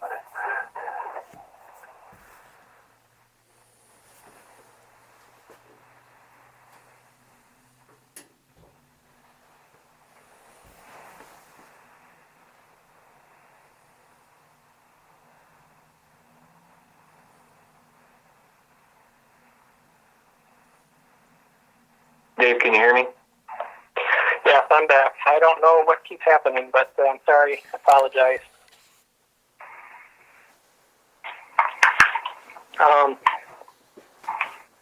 Chris, can you restate? We were talking about the motion for spreading the payment over 2 years. I just wanted. It was kind of like it was authorization to proceed with 12,000, but not to exceed the sinking fund, and not to go beyond it, and not to break into the $50,000 limit for the technology. So it's just to use available funds. It's basically saying it's priority 4. Technology first, roof and parking lot second and third, and this is for the balance, not to exceed 12,000.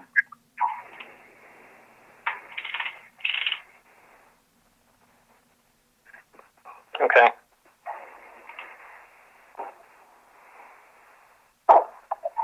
So it could be a not to exceed 12,000 with the second stipulation to not dip into the technology.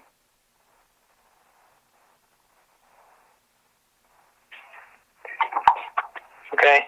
So the motion, spreading the payments over 2 years to repair the elementary gym floor, not to exceed 12,000, and not to take away from the 50,000 allotted for technology.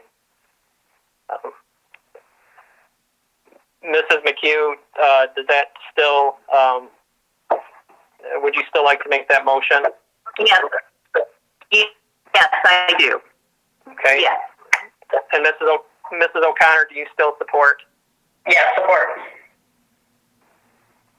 Any further discussion? As much as I'm all for keeping our facilities in the absolute best shape, I just get concerned about with the status of the roof we're just spent $15,000 on. If in the next 2 years we have roof issues and we don't have any money left in the sinking fund, we're going to find ourselves in a place of dipping into our savings. Just if it's not for me, I just struggle with it not being a necessity right now, considering what I think we're going to see from the state. It just gives me pause. It's not that I don't want to do it, that I don't think it should be done. Perhaps I'm a little more conservative looking at where we might be. And I guess I would just want to make sure that we would have to obviously have the roof and the lot completed to understand those numbers. Perhaps before this thing gets done, since we have a meeting at least once a month, we can get an update before we pull the trigger on this job, since we're not going to do it for a couple of months.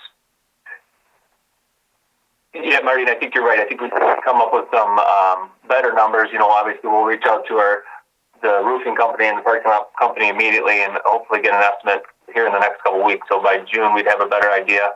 And I can reach out to Caleb, our varsity floors, to see if June is all right for them. Hey, Brad, while you're reaching out too, I can't disagree with Marty on that. I do want to, but if you can take a look at the old price for the full repair of the floor, and we did the replacement of the floor, there was an issue with us not maintaining over the years. So we should take a look what is the average life of the gym floor, what's the cost of a replacement, and what's the life with and without general upkeep. I imagine everybody will have their own charts, and there'll be a plus or minus on each one. But when we replaced the floor last time, the cost was high, and part of it was we hadn't maintained. The high school gym was about twice that, if I recall correctly. It wasn't that the floor wasn't maintained; it was just the size of the project over there. We did a lot different details. We did the two-tone. We did a larger decal than we're looking at elementary. Elementary would be a single tone with all the painting, and that's why it came in. It's a smaller gym. But the maintaining of that floor at the high school wasn't the reason for the large cost. But yes, I will definitely reach out to them and see what other options there may be.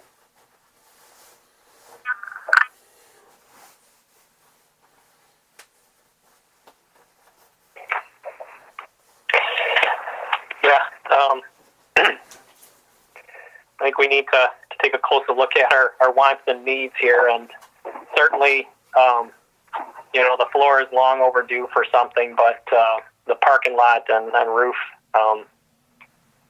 are certainly something I think we can't hold off on, or we'll create a bigger issue. So, I'm kind of in line with Marty and Chris on this. But if there's no further discussion, we can do a roll call vote on the motion that's on the floor.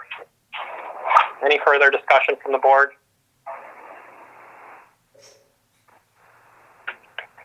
Okay, we'll do a roll call vote then. Mr. Ryan? No. Mr. Paré? No. Mrs. McHugh? Oh, I guess no. Mr. Cook? No. Mrs. O'Connor? No. Mrs. Bobstein? No. Mrs. Durst?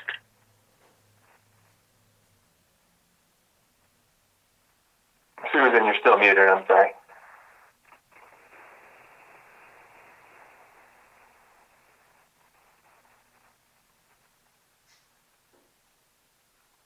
Mrs. Durst, could you unmute and then respond?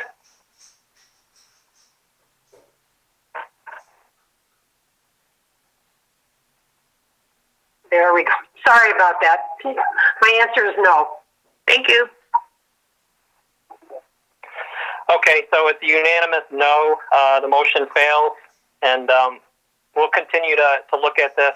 Once we have more detail on the parking lot and roofing repairs, and if Mr. Goodme, if you come up with another option, for the floor, we can take a look at it in the future meetings. Absolutely. All right. Okay. Anything else under maintenance project? I do not have anything further. Okay. The next item up is legal consultation process discussion. I had a request from a board member.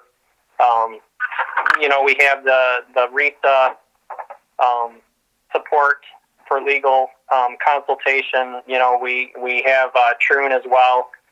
So I asked Mr. Goodme if he could, make sure the board understands or explain to the board, what these different avenues are, what's available from each, and then, if the board has any questions around, things associated with that, those services, we can take care of that, as a board, in open here in discussion. So, I guess, Mr. Goodme, you want to kind of outline, that what RESA brings, what Troon brings, and different situations that we've used them in the past, and kind of give the board, talk about that process. Absolutely. So we pay an annual fee to RESA that covers all kinds of different services, and one of those legal fees. So their legal counsel is available to us at no additional charge. And then there's two big companies basically statewide. One is Troon and one is Miller Canfield that you can reach out to support for other things. So we have Troon on a retainer, and we have for all the years that I've been here. This year, I believe the retainer fee was $2,200, if I'm not mistaken. But when we contact Troon, there's only a few things that they help us with no additional cost. And basically, that's the election information. So when we have any elections or information going on a ballot, they help write the language for the ballot, and there's no cost for that. Anytime we reach out to Troon for other legal services, it's an hourly fee. They bill it in 10-minute increments, and it ranges depending on who I'm dealing with or what's the area, from $205 to $255 per hour.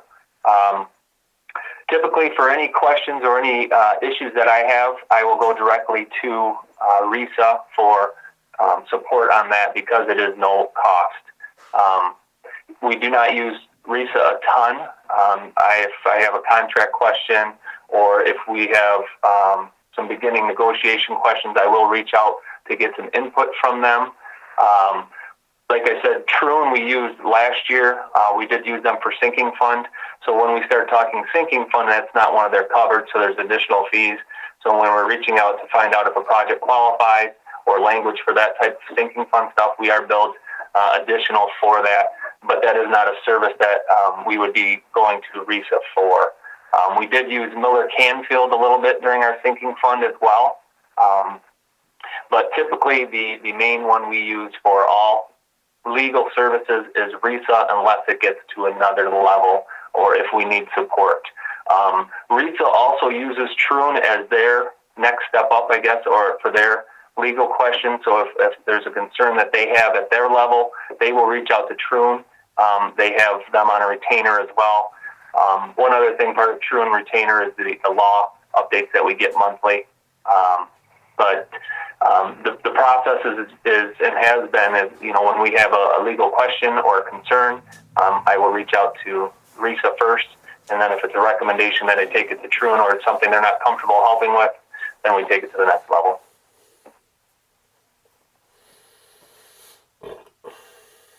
Okay, thank you. Is there any questions from the board? Any further questions on this? I have a quick question. Brandon, I might have misheard you. You said that Troon's on retainer and there's two typical items we use for them for no charge, or just the election language? Election language is the big one. I don't have the other. I don't know if there's a bunch of little ones. The only one that I've used them for is election language. So anytime we have anything going to the ballot, we'll call them. Or I'm sorry, the other one would be resolution. So if we have board resolutions, they would help us with language for those.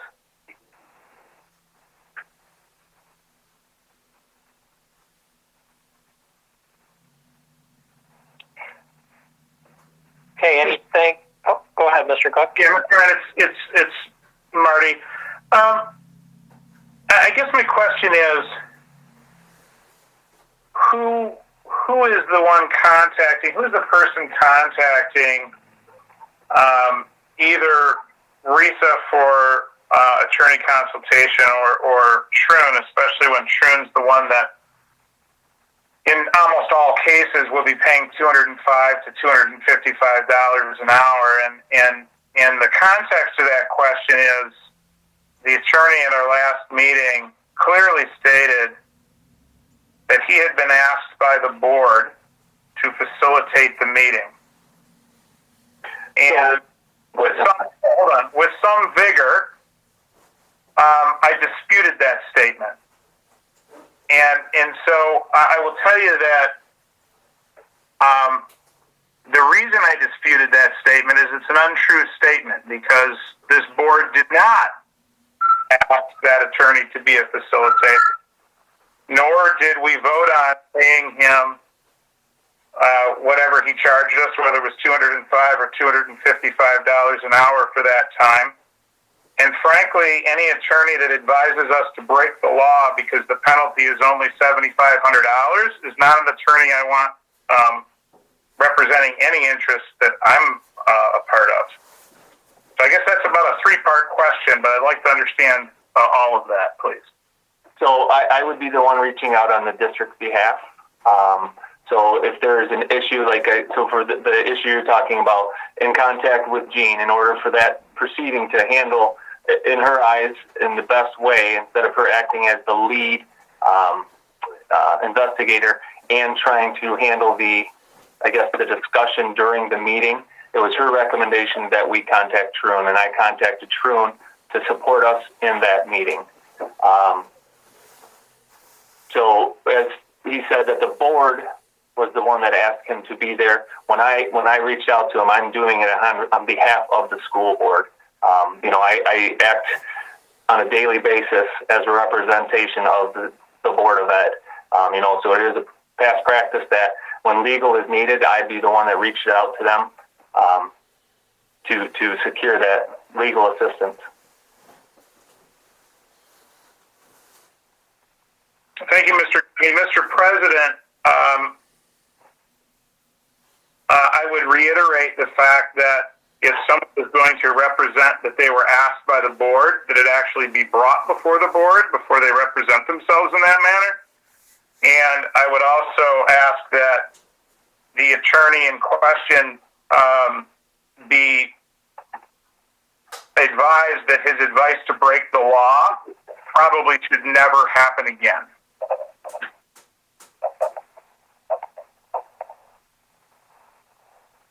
In fact, strike probably.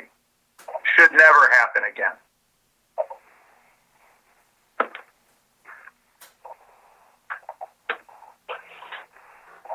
And I'd also like you to build.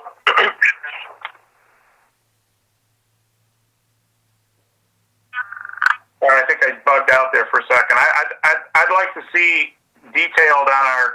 If it wasn't detailed or hasn't been sent yet, I'd like to see the bill from that attorney to that email.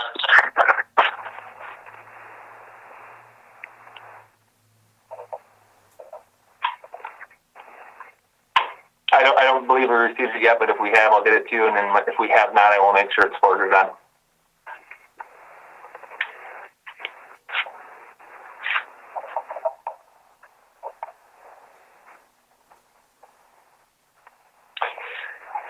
Okay. Thank you, Mr. Cook. Any further discussion on this topic?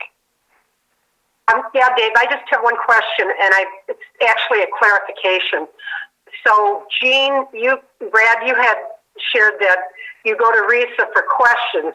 When an attorney from RISA, in this case it was Jean, takes on more than just answering a question, but has a role as an investigator and invests time, is there an additional charge, or is that also covered under the I can ask a question kind of? So, yes, that is all covered under our agreement with RISA. If it even went to a next level, even outside of district, so it went to the courtroom, that is also covered. Okay, thank you. You're welcome.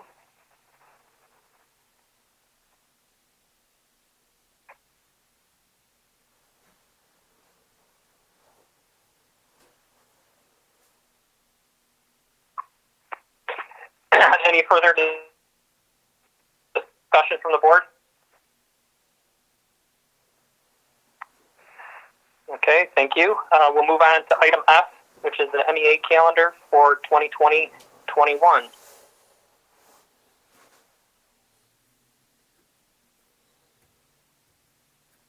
Hopefully you guys had an opportunity to look at it. So the calendar for next year, because of the late Labor Day start, the main thing is that we are starting the week prior to Labor Day with a 3-day week, a Tuesday, Wednesday, Thursday. We've had a lot of discussion regarding that, and actually because of everything going on, it's a good thing. It's still in September, so we knew that it wouldn't be causing a huge issue to anything else. Sports are here, middle college is here, if everything goes well. But that is the largest change to that the calendar for 2021 is that it would be September 1st start, Tuesday, Wednesday, Thursday that week, 4-day weekend, and then you'd have a 4-day week after Labor Day. So very common to kind of what the county is going to. It does get us out a full week earlier in June. Christmas break, all the other breaks are county-wide, so we didn't have any changes on any of that. I know there's discussion going on within the county and from the state level whether or not we should be starting even earlier than that to try to help with mitigating some of the loss that's occurring right now. But at this time, we are not looking to do anything further than September 1st.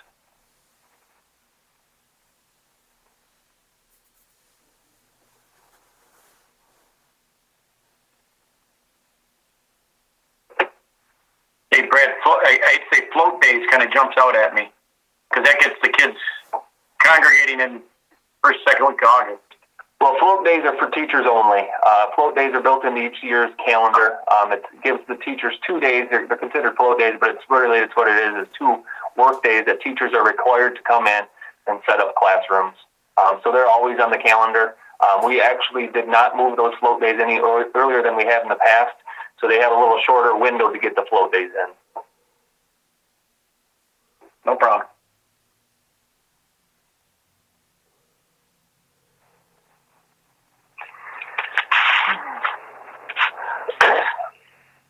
Okay, do we have a motion for the MEA calendar?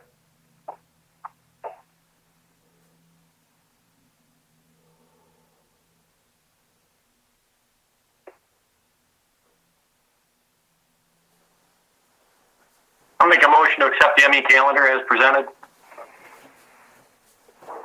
Support.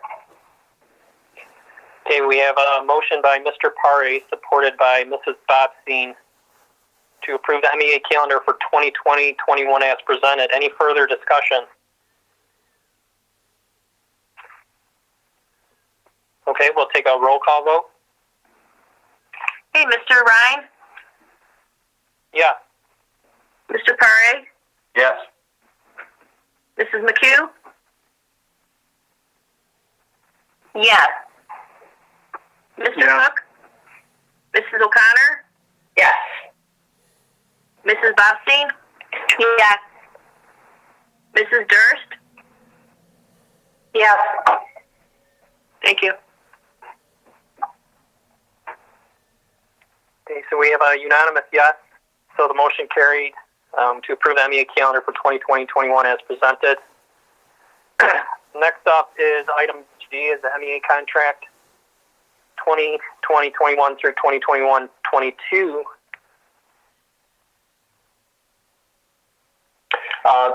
Contract that we started negotiating back in January. We spent quite a few hours on it, getting creative and trying to find some things out and come to a good consensus. The MEA actually approved this unanimously with their membership last month. So, it's a good contract for our teachers. It brings the teachers that we've had the group of teachers that are, we consider behind in steps. It makes them whole. It brings everybody back kind of to that even playing field. I believe it's a really good contract. It makes us very competitive in St. Clair County and surrounding areas, to be honest. Adam talked about it a little bit earlier today, but it's a contract that we feel the district can support. I don't know if anybody from finance had any, or I'm sorry, from negotiations had any comments on that, or Adam, if he had any.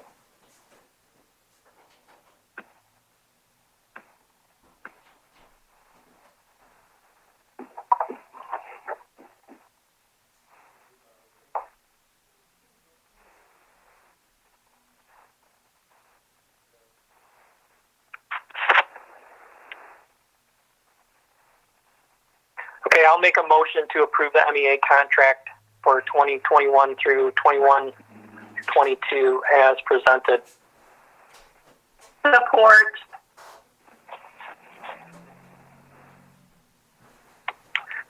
Okay, motion by Ryan, supported by Ms. McHugh. Any further discussion from the board?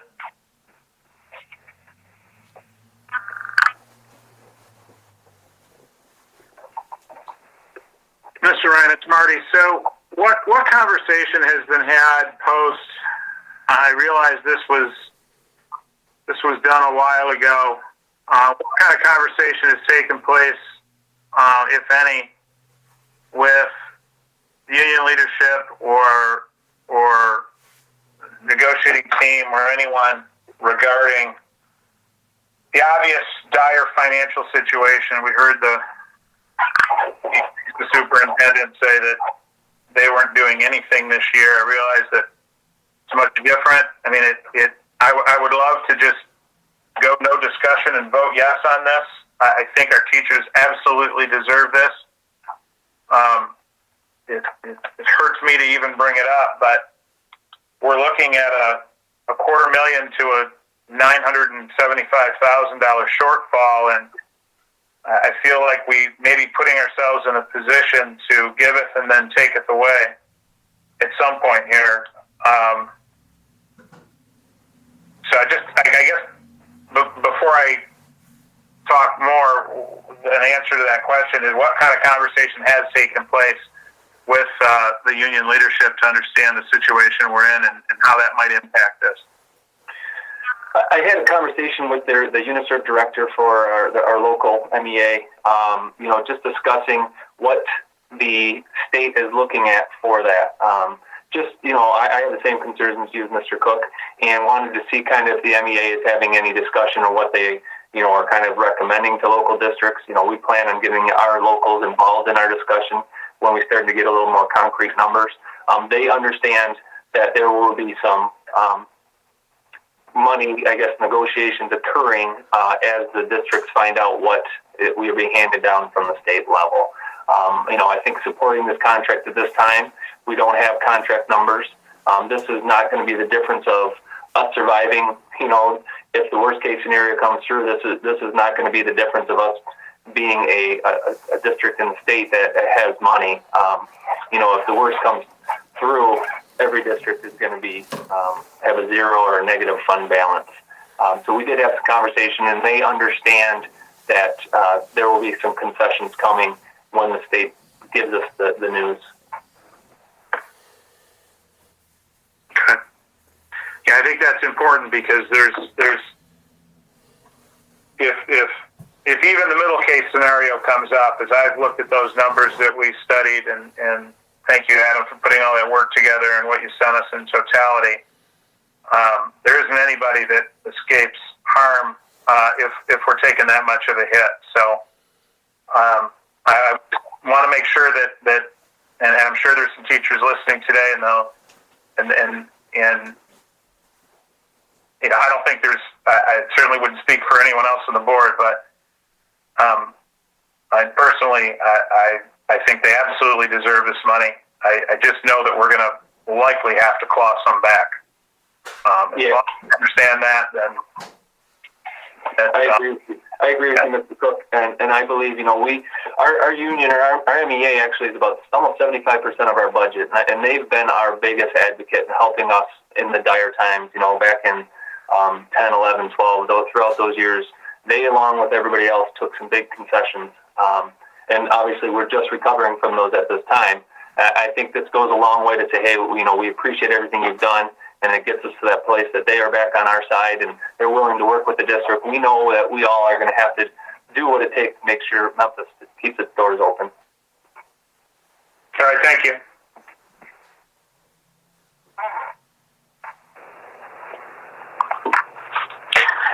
Any further discussion from the board? Questions regarding the contract?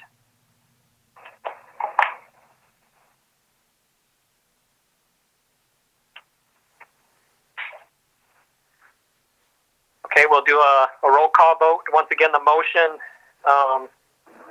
by Ryan, supported by McHugh, to approve the MEA contract for 2020 through 21-22 as presented. So we'll do a roll call vote. Mr. Ryan? Yes. Mr. Paré? Yes. Mrs. McHugh? Yes.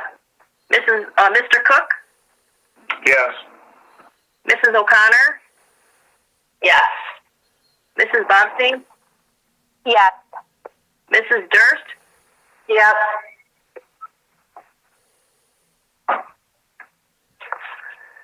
Okay, so we have a unanimous yes vote to approve the MEA contract 2021 through 21-22. So the motion is carried.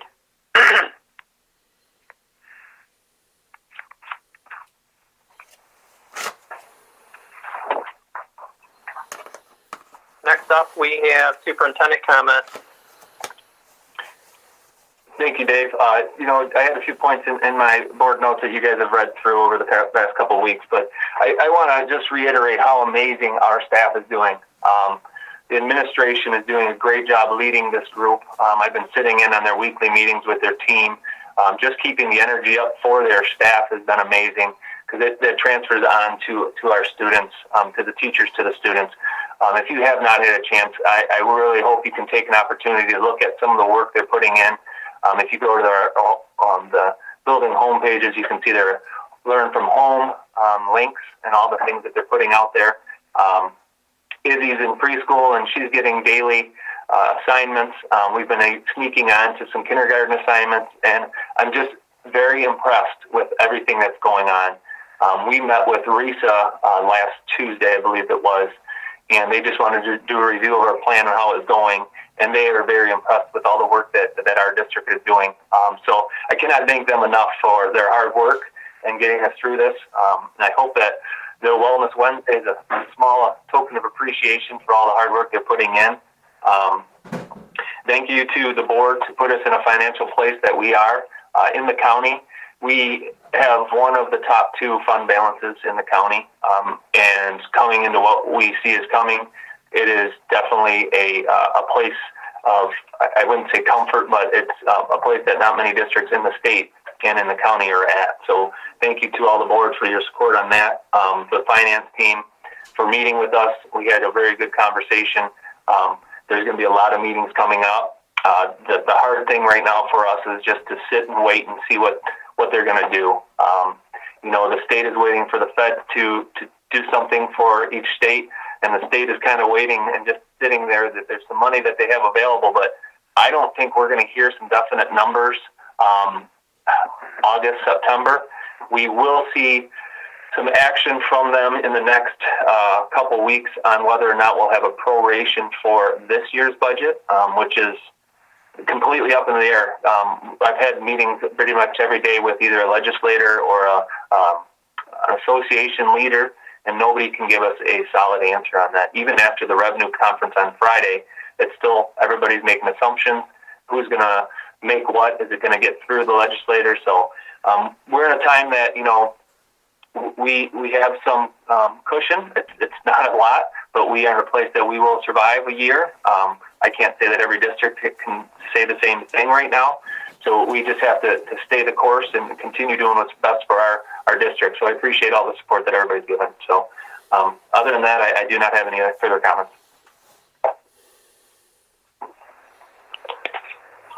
Okay, thank you. Any questions for Mr. Goodney from the board on the reports?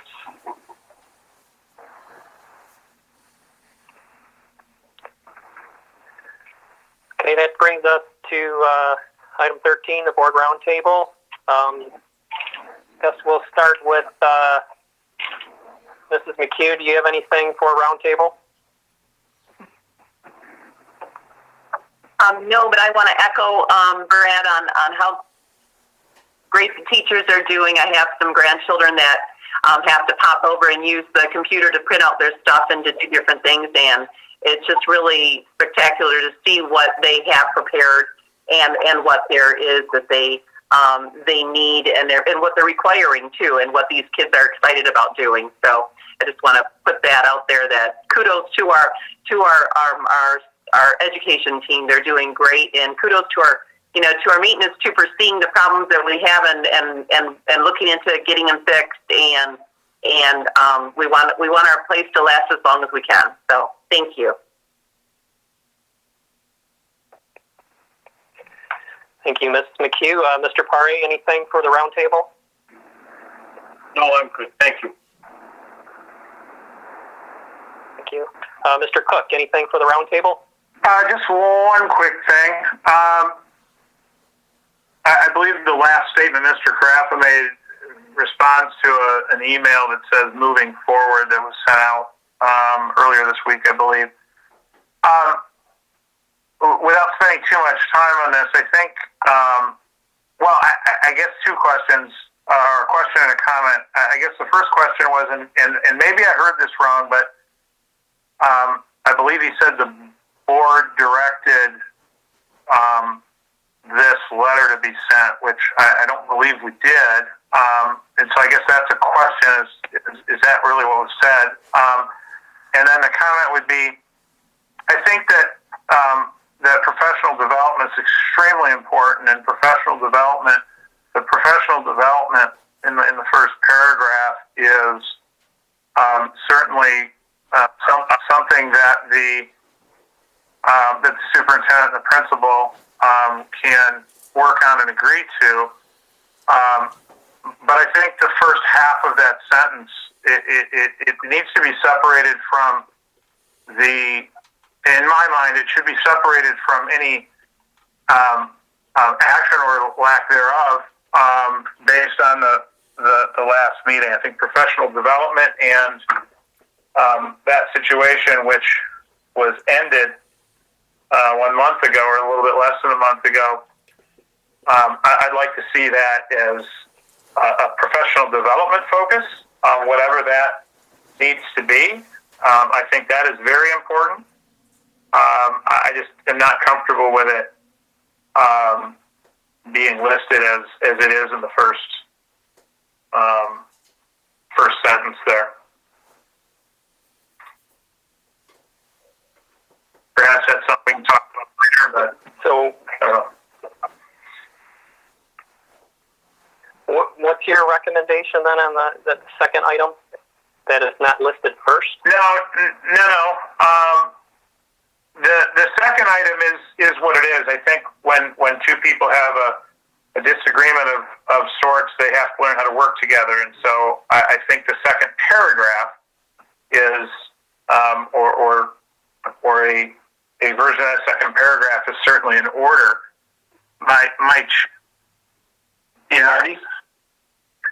Marty, just because we're talking about an individual, I know Matt, we had opened last time. Would this be up for Matt to bring it to close or open?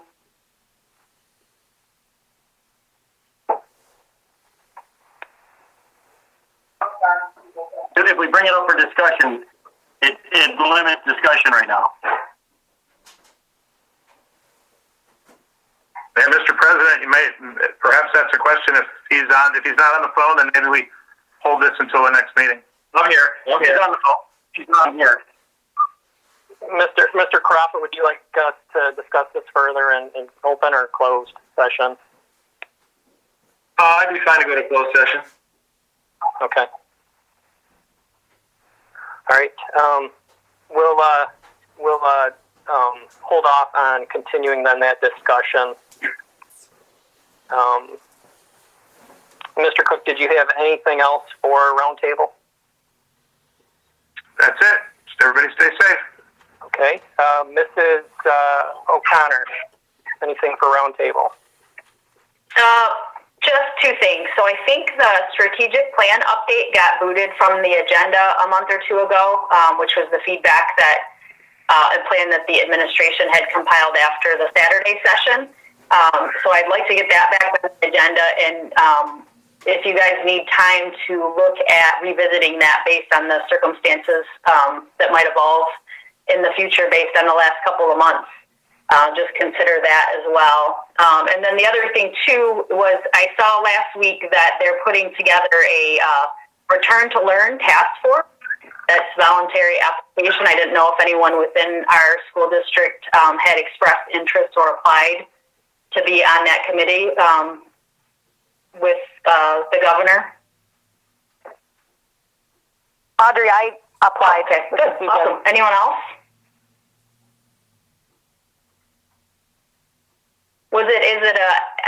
Susan, is it an application process where you'll get accepted, or are you just on it if you're willing?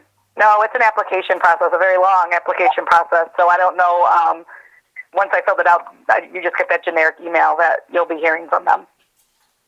So I'll keep you posted. Okay.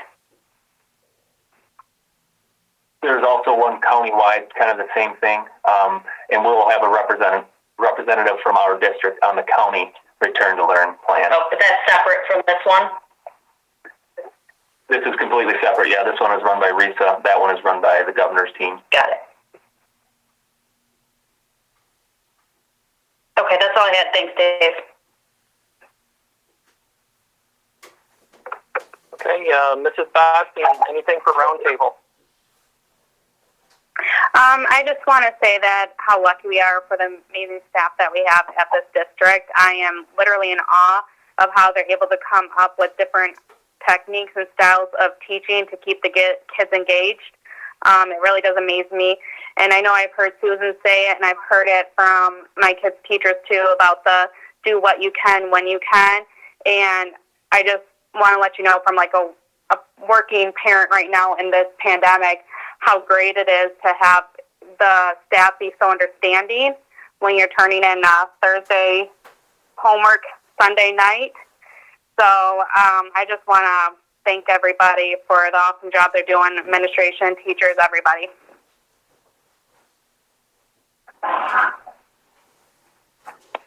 Thank you. And Mrs. Durst, anything for roundtable? No, I really don't, other than I agree with the great job that the teachers are doing. Very proud of them.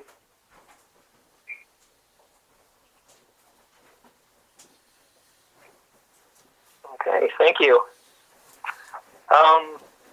So there's no more roundtable. That takes us to closed session. So we'll need a motion to go into closed session. It's currently 9:16.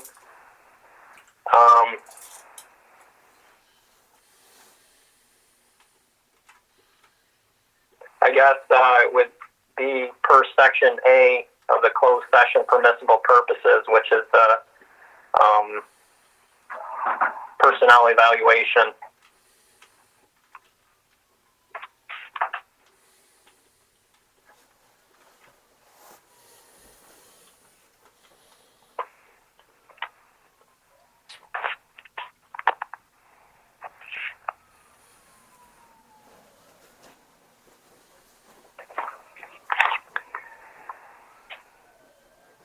Do I have a motion on the floor? Can I make a motion to go into closed session for the purpose of discussing administrative evaluation? Support.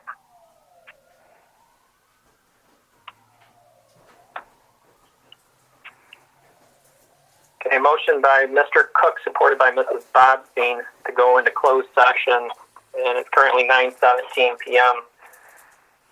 We'll do a roll call vote. Mr. Ryan? Yeah.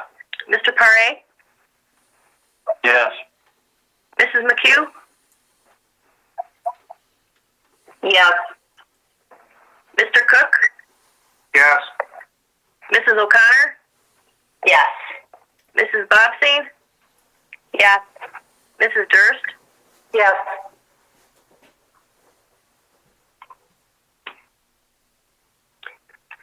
Okay. Within closed sessions, I'm not sure how we exit people or redial to another number. I believe we have another meeting invite. I sent an email around 5:45 this afternoon.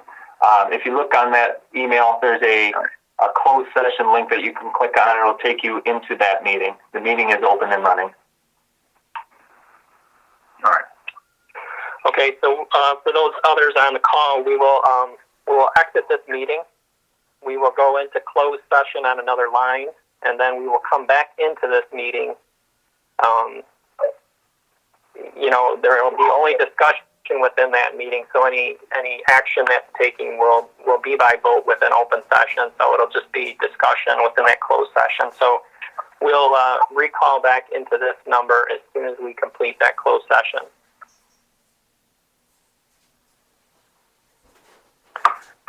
All right, thank you. So, well, Mr. Ryan, I don't see that link, Mr. Goodney.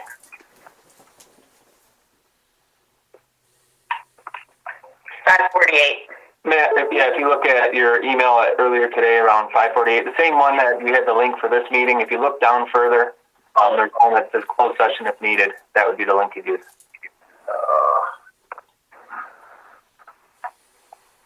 Need me to resend it? Yeah, I think you could. I don't see that for some reason. Yeah, it is. We might have invite you right from the meeting too. Usually can add from there.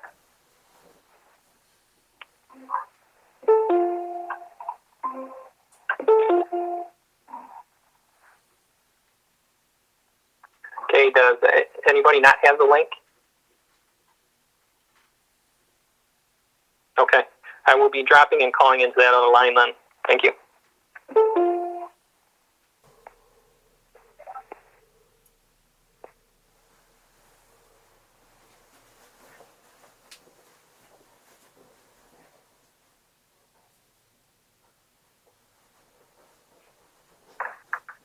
Okay, I think we have everybody. Mrs.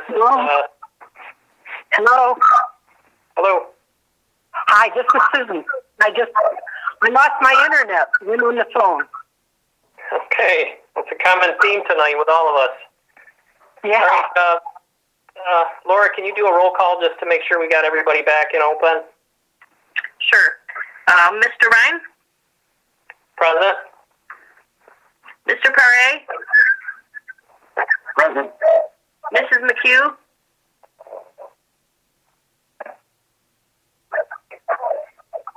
I'm here.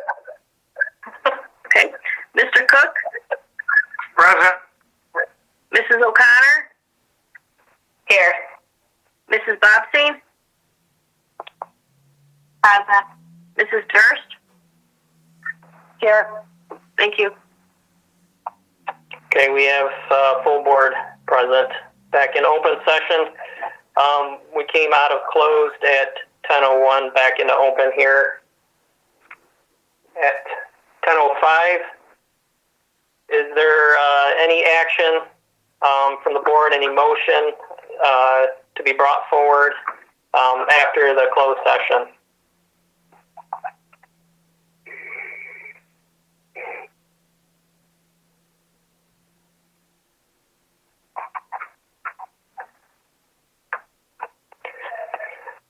Okay, at that point, it brings us to the end of the meeting, to adjournment. So I'll be looking for a motion to adjourn. This is Motion to adjourn. Support. Okay, so I think that was Mrs. Durst, and Yeah. supported by Mrs. Bobstein, and it's 10:06. We'll do a roll call quickly.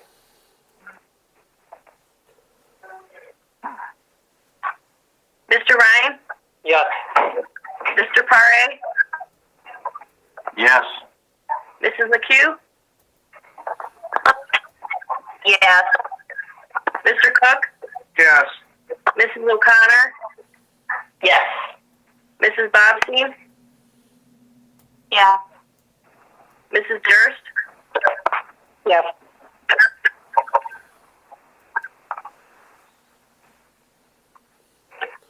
Okay, that's a unanimous yes to adjourn. Thank you, everyone. Stay safe, and we'll talk soon. Have a good night. Thank you. All right, bye-bye. Good night.